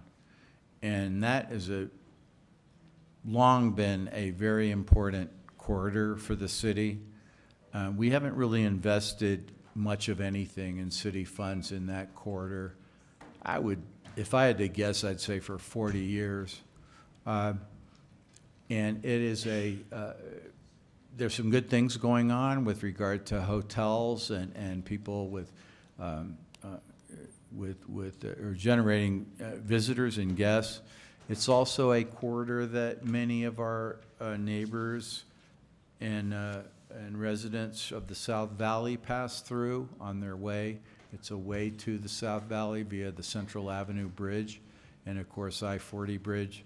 So it becomes an area with a lot of activity, a lot of visitor activity, and then one of our biggest attractions of the city. And cultural attraction is a bad word. It's really a cultural treasure of the city, which is Old Town, and our original settlement of Albuquerque is there at the same time. A lot of people are enjoying moving and living in the area and investing in the area, including quite a bit of hotel activity with the new Hotel Chaco and so forth. And we have worked with the property owners along that corridor. I know there are people here from Old Town. Hopefully we'll hear from them and hear that we've answered their questions. But we do have an amendment. The amendment is important because it recognizes that two of the expensive, complicated projects that require additional design are two. One is at I-40, where the consultant came up with a very good proposal, which we've discussed with the district engineer of the state, because that's their jurisdiction, so this is nothing but the city's suggestion for that interchange. But that interchange is a very difficult place for many of residents who live on the west side. They're trying to get through there, or if you live in the North Valley at rush hour, everybody's trying to get on I-40 going west there, and northbound on Rio Grande is a real problem. That reverses itself at other times of the day, but also coming in from the north there are a lot of traffic. So this proposes something there that it would be expensive and would require further design. Also at Mountain and Rio Grande, Mountain and Rio Grande is a very complicated intersection. It's a very unfriendly intersection for pedestrians and for cyclists, which the bike boulevard happens to go through there. And it's the corner of Old Town. So there are all sorts of things going on up and down this corridor. That particular one of that intersection at Mountain is going to require more study. So we're making very clear, and we're going to hear from I believe, some people who've signed up to speak, but I want to make very clear that these are recommendations that came from the consultant. They're not something that Councilor Benton thought up and wanted to have happen there. As much as I like roundabouts, and I'll admit it, I think they work. But nonetheless, it wasn't something I came up with. We asked the consultant to look at the intersection of Rio Grande and Mountain and say, how could we improve it? They came up with two concepts. The roundabout happened to be what they suggested was the preferred alternate. So that means nothing more than that. Then the consultant said there were two options. A third option, as we discussed at the LUPS committee, is that we don't build anything and we just leave it exactly as it is. But we know that corridor is important to the city as a whole, to the residents who live along it and the businesses who do business along it, and our visitors who walk up and down Rio Grande and sometimes wonder where they are because it feels like you're in the middle of a freeway and not a historic area. So, so this is about acknowledging the two big projects. This amendment, Mr. President, is about acknowledge those two big projects, which are Mountain and I-40, and acknowledging that they require additional study and that we're just adopting this plan as policy with the knowledge of that. So that's amendment number one. And Do you want to move that, Councilor Benton? I move amendment number one. We have a motion and a second by Councilor Davis for amendment number one. All those in favor signify by saying yes. Yes. Yes, those opposed say no. That carries unanimously. We're back on the bill, and we have three individuals that are signed up to speak, and they are Marley Coleman, Ramona Tafoya, and Debbie Ball. And once your name has been called, would you please come to the front and be prepared to speak? Mr. President, while people are coming up to be prepared, just to be clear on amendment number one, it also places this on our regional tip because it's a regional facility. So. Welcome. Ms. Coleman, go and proceed. Hi, thank you, councilors and Mr. Benton, for everything that you do. I am Marie Coleman. I own 522 Romero in Old Town. I also own a business in Old Town called Church Street Cafe. But what I'm really concerned about is the property on 522 Romero, which is actually on that intersection which you are talking about. I would like to be included, and I'm sure most of the people in Old Town would like to be included on any conversations concerning that area, because it is a big part of Old Town. It's our entrance into Old Town. And I don't like either of your plans. I think you've already know that. But the first one would actually take away, the roundabout would take away both of my driveways, and I wouldn't be able to get into my property on 522 Romero, off of Romero. And the other plan that you have would take away the street in front of the statue. So if you are heading north on Rio Grande, you wouldn't be able to turn into Old Town. And if you turn down Mountain and trying to get into Old Town, if you get up to San Pasquale, it's a one-way street out, heading north. So you'd end up somewhere around the museum, and if you are a visitor, you'd be totally confused about how to get into Old Town. I do feel like this is our entrance into Old Town, and I think it's very important, and I think it needs to be thought over a little better. Thank you, Ms. Coleman. Ramona Tafoya. Welcome. I'm concerned about the roundabout. I was concerned about a lot of things that I brought up at the meeting, and I'm glad Councilor Benton brought those up. We do need more studies. There were a lot of meetings, and a lot of residents in the area were not informed of those meetings, and I didn't know about them, so I did not get to have any input until the committee meeting. But my residents in the area, people that I know, are not in favor of the roundabout. It's a very big concern as to how it will impact our traffic. For us, Rio Grande is like Wyoming, is like Juan de Bo, is like Louisiana. It's the biggest one we have. And so when things like narrowing the streets or putting planters in the streets come up, we get concerned about how that's going to impact our ability to get in and out. Because on I-40, between I-40 and Mountain Road, all of those little streets in there have only one way out of their neighborhood, and that is onto Rio Grande. And we have only one way in, and that is from Rio Grande. So we're very concerned about how we're going to get in and out around all these things that are coming up. The roundabout will have a major impact on Old Town. There needs to be a meeting just for the merchants of Old Town. I'm a vendor in Old Town, and I know how tourists are, and they are not going to be able to figure that out. Roundabouts are good. I know Councilor Benton likes them, but in California, they're part of the curriculum. When they take a driver's ed course, they teach them how to go through a roundabout. They teach them as part of the driving test, you have to go through a roundabout. I don't believe that is part of our curriculum in New Mexico. We kind of put them in and hope people figure them out. I used to go down Manal. I don't go down Manal anymore because people don't know what to do.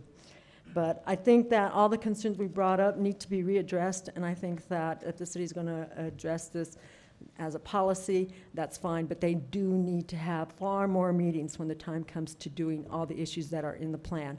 And I would make one recommendation, that the plan says the roundabout is the preference. I would like to see that word removed, because it is not the preference for the locals or for the merchants in Old Town. Thank you, Ramona. Last speaker is Debbie Ball. Thank you. I own the Candy Lady in Old Town. I was in that building right on the corner for 30 years. The roundabout was talked about way back when they remodeled that area, about the time, probably about 15 years ago.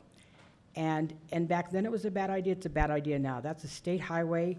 And when the art project was going on, and you have to take people off that freeway if there's a jumper or if there's a bad accident. It takes.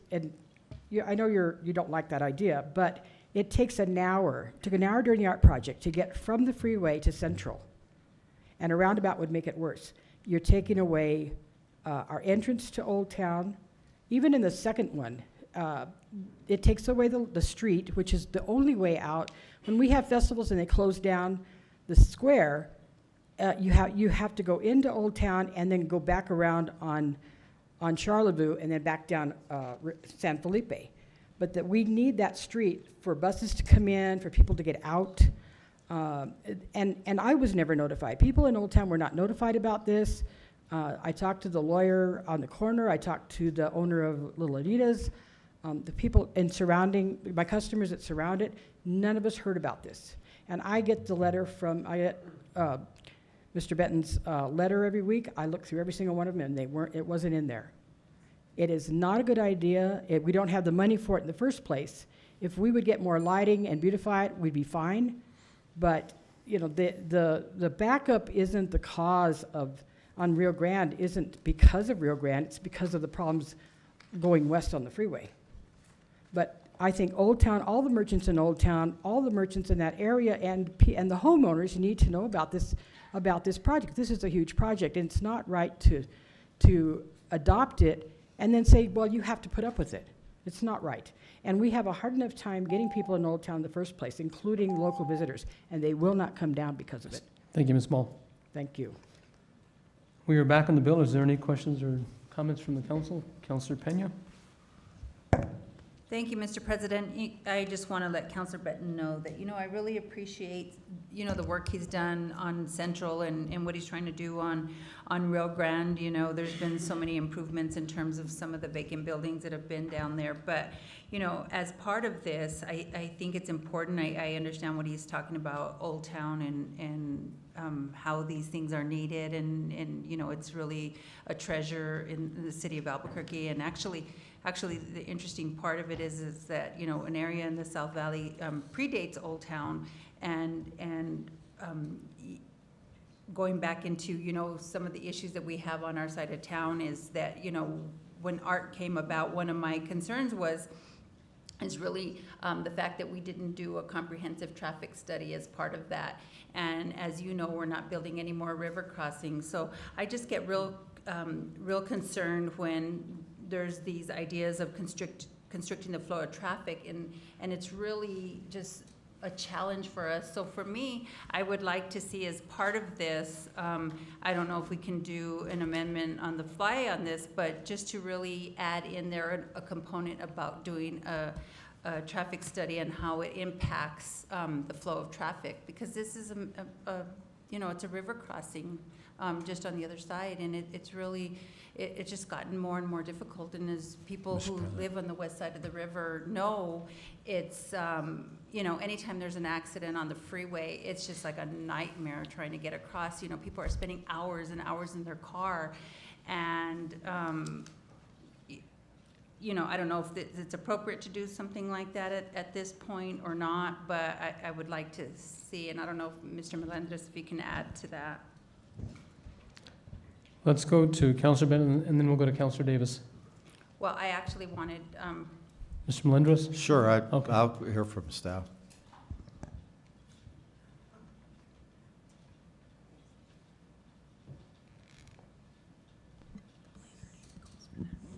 Mr. President, Councilor Pena, the plan, I believe, calls for something similar to what you're asking for already. I'm going to actually defer to Shannon to explain that component of the plan.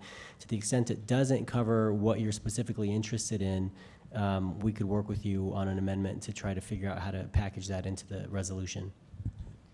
Mr. President, Councilor Pena, the plan outlines pretty clearly that everything in there is completely conceptual in nature. We wouldn't be able to take any designs in the plan and go build them tomorrow. They will all require further study and further design before any of them are implemented. So by default, I believe your request is already built into the plan and what it calls for. Mr. President. Can proceed. So it's already in the plan in terms of what I understood from the amendment was there's a plan about the traffic impact, but just not from the river crossing perspective. Mr. President, Councilor Pena, I think I understand your concern a little clearer now. You're right. I don't believe the plan makes mention of the river crossing at Central or how this might affect the river crossing at I-40. We might be able to add language pertaining to that, but correct. It'll call for a traffic study, but there's no guarantee that traffic study might go as far as to the river crossings at either of those roadways. Mr. President, could I respond? Councilor Benton, go and proceed. Councilor Pena, so you use the term constricting the flow of traffic. I would just reject, that is not in any way a part of the plan to constrict the flow of traffic. To the contrary, the plan is to move the flow of traffic, especially at the I-40 interchange, which is an extremely difficult situation right now.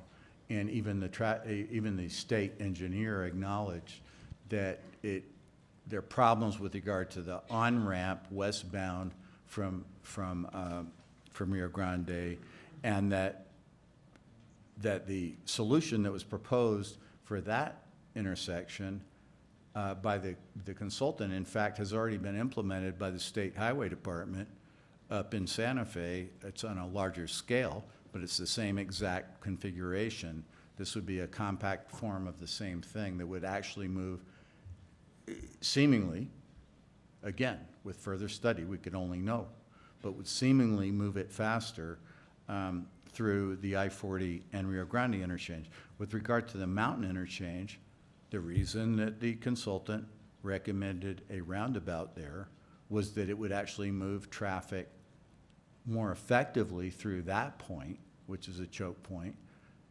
Now, once you get up to Central Avenue is what it is.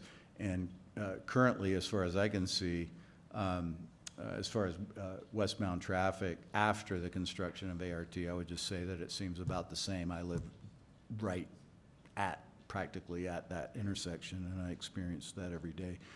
But it is not in any way intended to you said constrict the flow. And so I just want to make that clear, Councilor Pena, that is not intended to constrict the flow in any way. On Rio Grande itself, it narrows the lane by a few inches in each direction. I mean, I'm talking about less than a foot in each direction. It narrows the lanes so that the bike lane can be slightly wider, slightly more safe for bicyclists, and slightly slower for the average driver. There's nothing wrong with slower speed if it moves steadily. So that's what the plan is about. Thank you. Councilor Pena?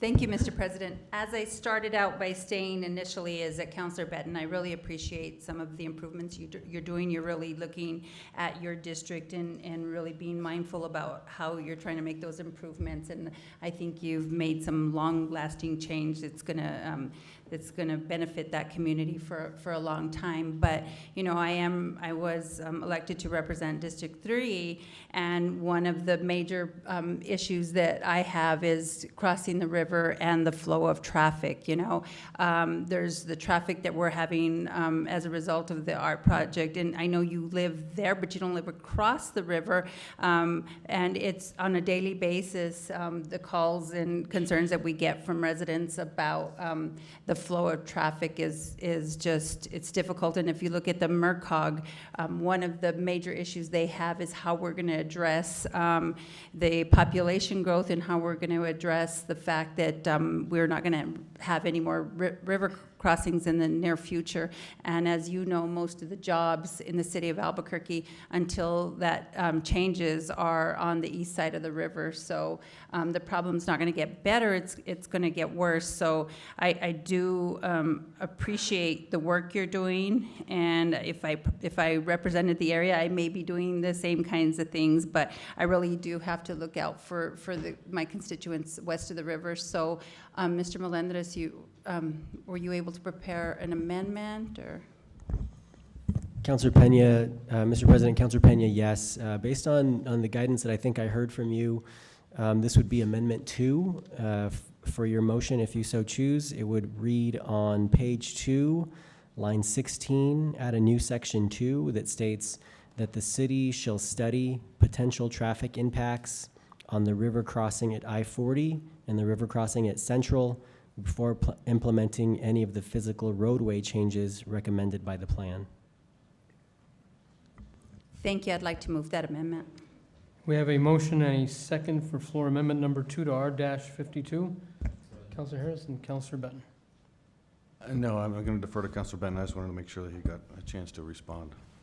Yeah, Mr. President, I will, and Councilor Pena, I appreciate the concern, and I think it could probably be worded in a different way, but I oppose that motion the way it's written right now, to not do any of the improvements along this corridor because of this possible change in capacity through the corridor, which I don't think there is, but I accept the fact that we might need to study whether this would in any way change the capacity through the corridor. If we could pose it in that term, then I would totally support the motion. But not to say that we can't do some of the little things like improving the bike lane, improving the crossing at South Plaza where tourists cross every day, and they're like Frogger. Remember the Frogger episode of Seinfeld? that's what it goes on there all the time, and it's dangerous, and you see people in wheelchairs trying to cross there. So there are numerous other things that don't have anything to do with the capacity of what can go through that corridor. Council Vice President Harris, and then Councilor Pena. Thank you. Is there any reason why this has to be done tonight? Can we defer it 2 weeks and have you and Councilor Pena come up with some language that we both agree on? I offered the language I think that would work. I mean, we've been working on this a long time, and this has been on the docket and on the on committee and everything, so I'd really like to move it forward. Councilor Borrego. I'm really having some difficulty because, you know, and I mean, I support improvements to the area, but I'm having difficulty because the people that I heard from tonight were telling me that they have not heard about this or they had no involvement. So I'm really concerned about the public improvement process, and I guess I'd like to know a little bit more about what that process was so that I can understand and make my decision. But I mean, you know, Old Town is a historic community, and I mean, I think it has to be handled in a very fragile way, and I understand Councilor Benton is trying to do that, but I think that, you know, small business owners are sitting in the audience telling me tonight, testifying, that it's going to impact their businesses in a negative way. And you know, I really would like to know, you know, I realize there's an amendment here tonight, and I supported that amendment, but I would really like to have a lot more information as to what that public process is going to be in the future.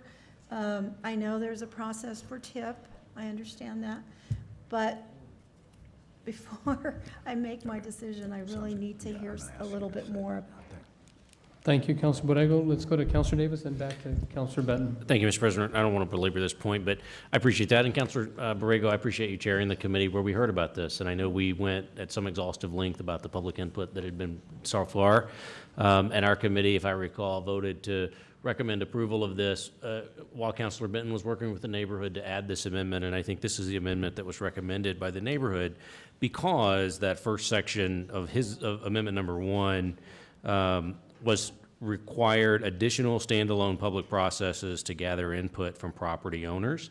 And I think that was the piece they asked for, which is they agreed in concept to doing some of the work, which includes some of the basic median work, some of the pedestrian safety work that had been identified because of APD reports and other public reports.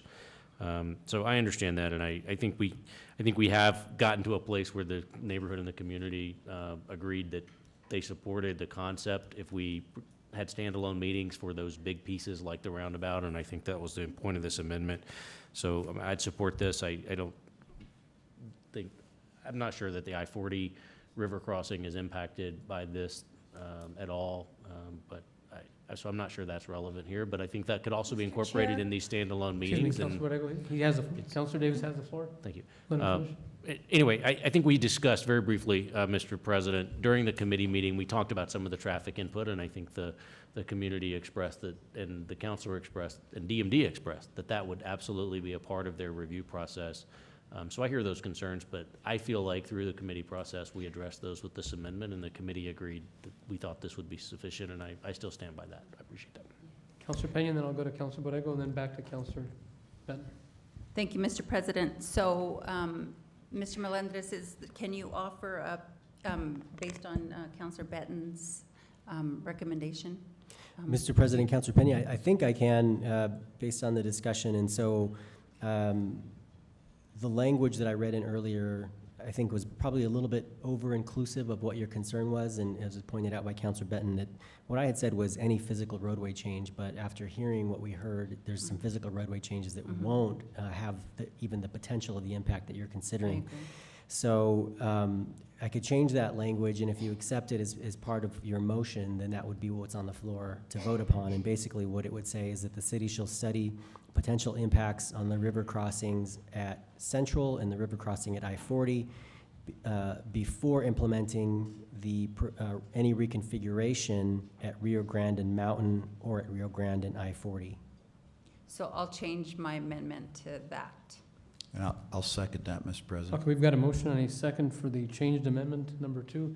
Councilor Borrego, did you just want? I would like to vote on that, but I would still like some discussion on the public Well, process. we'll go back to the public process. Let's vote on the amendment.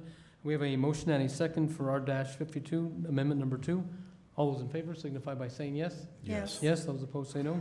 That carries unanimously. We're back on the bill. Councilor Borrego. Okay, so, and listening to Counselor Davis, yes, I was at the meeting, and I did hear from these property owners at the meeting, and I understood that there to be a process that would occur before tonight.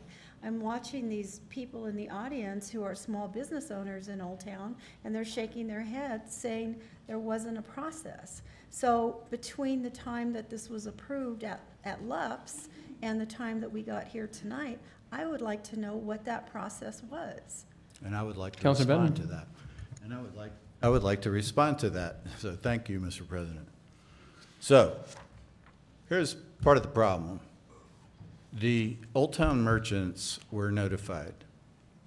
Every organization that we knew was notified. We have to recognize that the Old Town merchants have been less than fully operational over the last period of time. And so we have 3 individuals here purporting to represent the organization, but every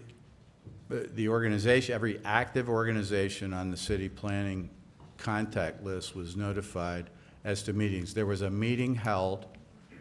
There were 2 meetings held. I guess I should just let Ms. Schultz describe the meetings because she organized them. Thank you. Sure, thank you, Mr. President, Councilor Benton.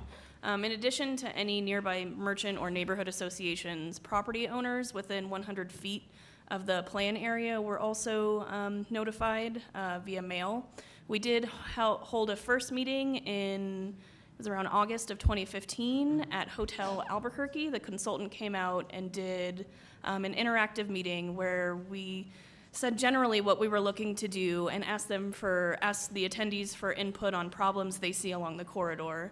The consultant then took that information back and came up with some draft recommendations. We held a second meeting about a year later in the council offices where we had big boards up of all the proposed recommendations, and we again asked for input on those. The consultant went back with the input that they received on those recommendations and came out with a draft report. Earlier, I think it was either early this year or late last year, you and I went to Hotel Albuquerque and again presented to a crowd of about 60 people the draft report and asked for any comment or feedback. We did hear some concerns and some praise for the plan at that meeting, and we did get some additional written feedback after that meeting, to which we gave the consultant, and they drafted the final report. So we did hold 3 public meetings leading up to this moment, and any public meetings related to I-40 and Mountain, or Rio Grande and Mountain, and Rio Grande and I-40 would be probably a similar process where we would have several iterations of meetings where we would take proposals out, we would gather feedback, edit those proposals, take them out again, and get feedback for a final design. So All your right. town. Excuse me, Councilor Benton, and then we'll go back. Mr. President, so thank you, Ms. Schultz, for explaining that. So, we've got 3 people here who were at LUPS, and I asked them to speak with you afterwards. You drafted this amendment to make it clear that this isn't implementing a roundabout or implementing a diverging diamond design at I-40, but rather it's a very modest plan for the rest of the corridor to make it easier to cross the street at Bellama, to make it easier to cross the street at Hollywood and South Plaza Drive, or South Plaza Street. And otherwise, it's doing nothing more than adjusting lane width slightly, not eliminating any lane or any capacity of the roadway. And that at the meeting where 60 or more people, it looked like more, but 60 roughly, I think you had 60 sign in, that it was generally, people spoke in favor.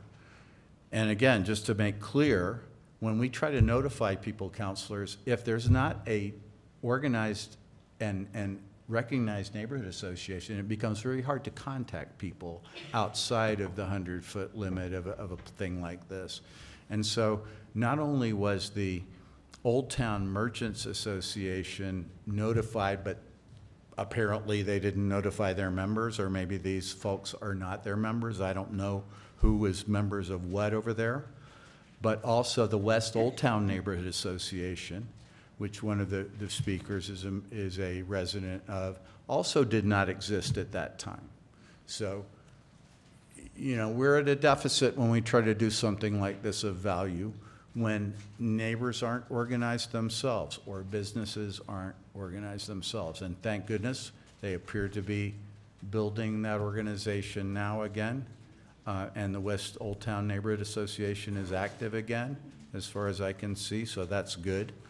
But we gave every opportunity for people to be involved here. Councilor Borrego. Well, I guess my question is, in the process of creating these plans, and I understand up until LUPS, you know, the discussion in terms of neighborhood input, and I understand that you have to notify also property owners, and so regardless of whether or not there's a neighborhood association or a recognized merchants association, there's also property owners that are affected. And so I guess my question is, if I vote on this tonight and support it, which I fully believe that Councilor Benton has the right intentions, but I also want to know, and I want to be assured that as we move forward, these residents are not, are not being sort of, I mean, this is not a final plan, and that they still have the opportunity for input, and that possibly that maybe the conceptual designs, and I know that there's 2 of them, may not be the final product. There may still be room for, input from these people, because their businesses are being affected. And I would like to feel comfortable enough to understand that if I support that, they have that ability to come to future meetings and provide that input. So that's what I'm asking, is just give me some sort of reassurance that, we're hearing from them as well. Council Vice President Harris, Councilor Gibson, and we'll go back to Councilor Benton.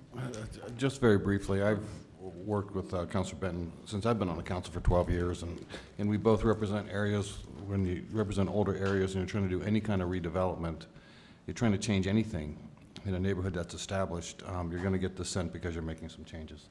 And in the fact that there were several meetings and that there were 60 people at one meeting and we only have 3 people here, that tells me a lot that anytime you do any kind of redevelopment, you're not going to get unanimous agreement among the people.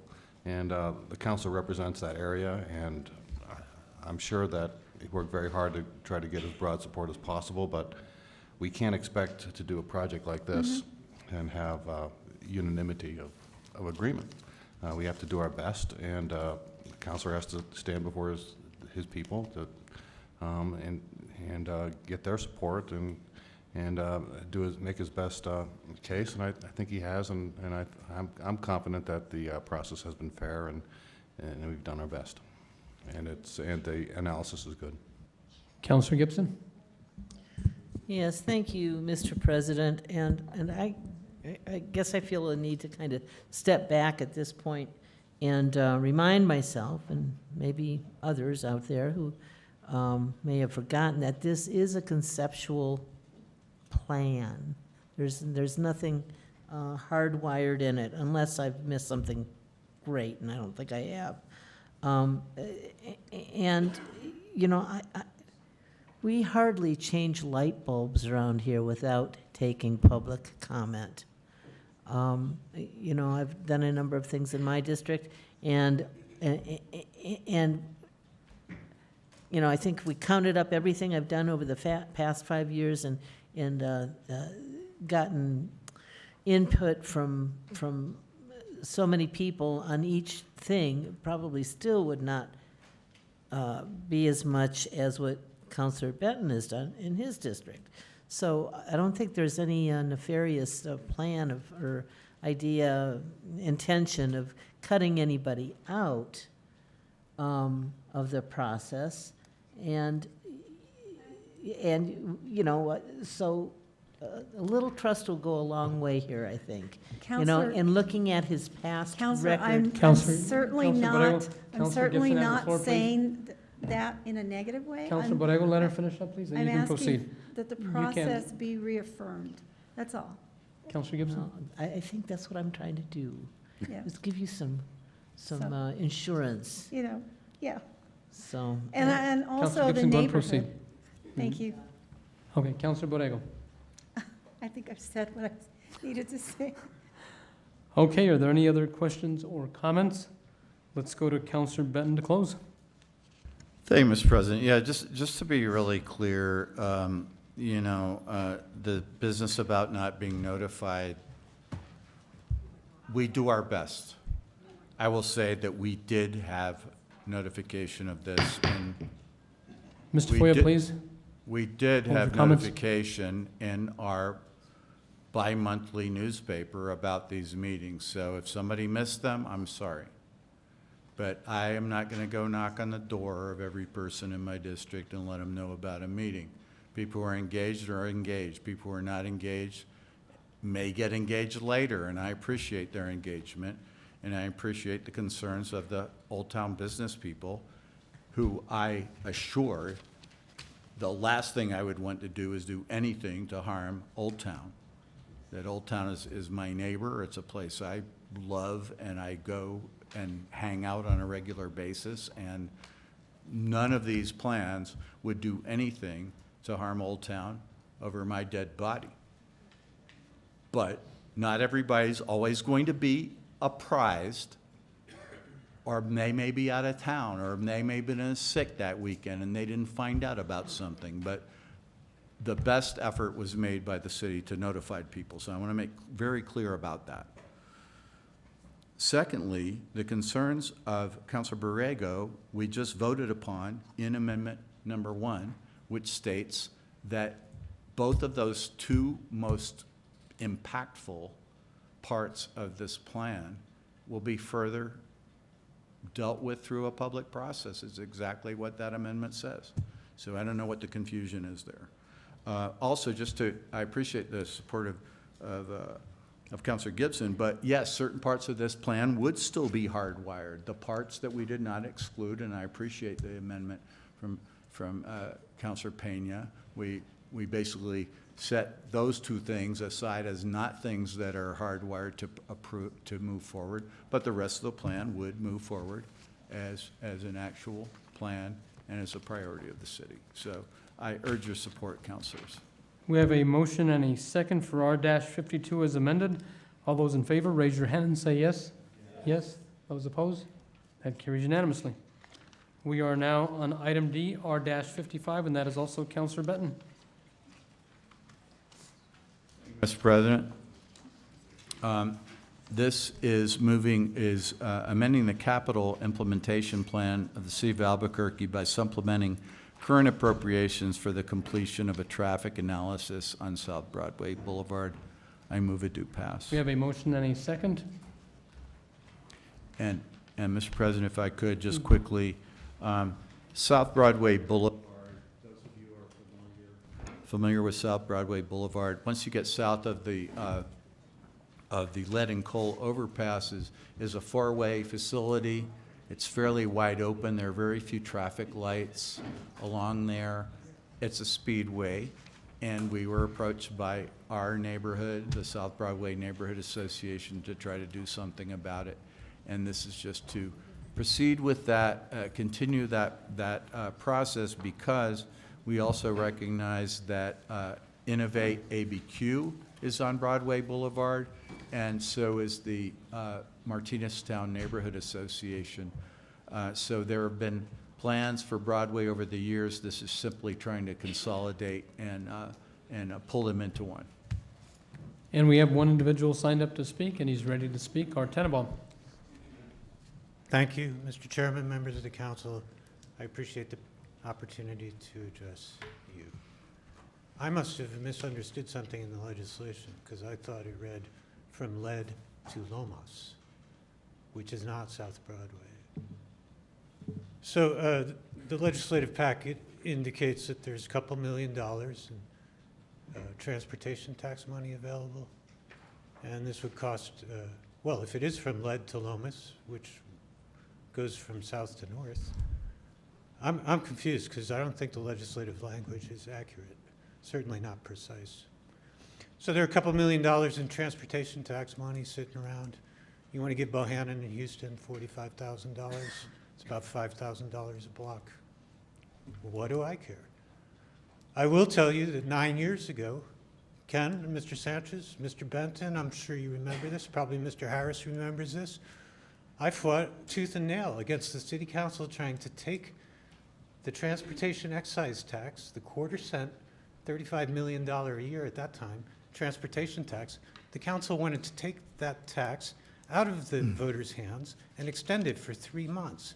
There was a big campaign, a public relations campaign in Albuquerque Business First and other media outlets.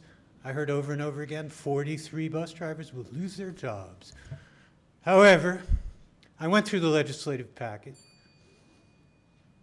and I called up Jacques Blair, the chief economist, and told him, your revenue projections 10 years ago for this temporary tax were too low. You already have the $17 million. The council was trying to extend this for 6 months for.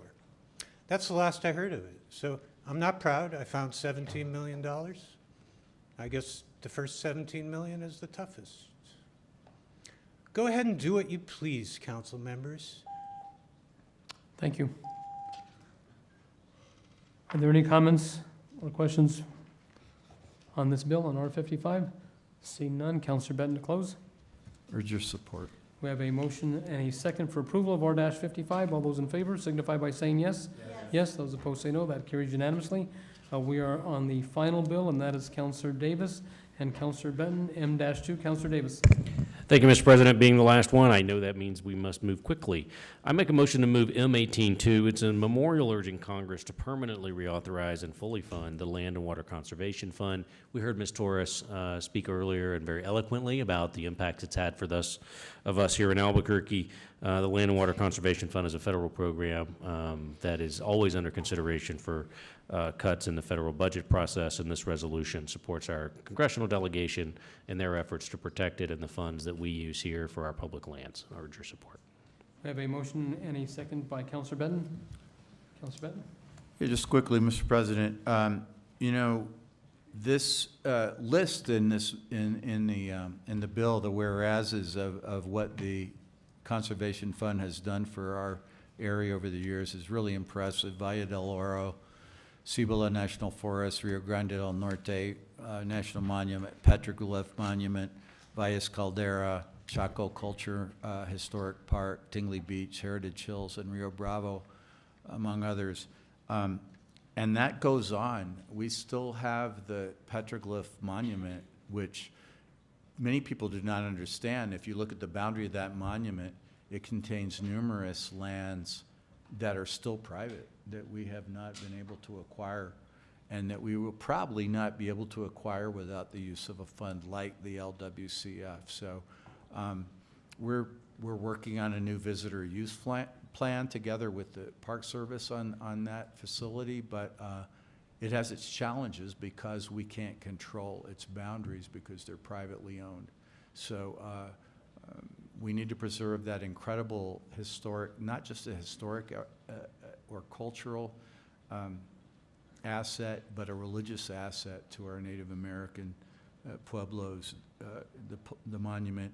And this fund is really important. So I know that we often say, well, it's really not our place to get involved in some federal issue, but this is one that really, really affects us. So urge your support as well. Before we vote, we have one individual signed up to speak.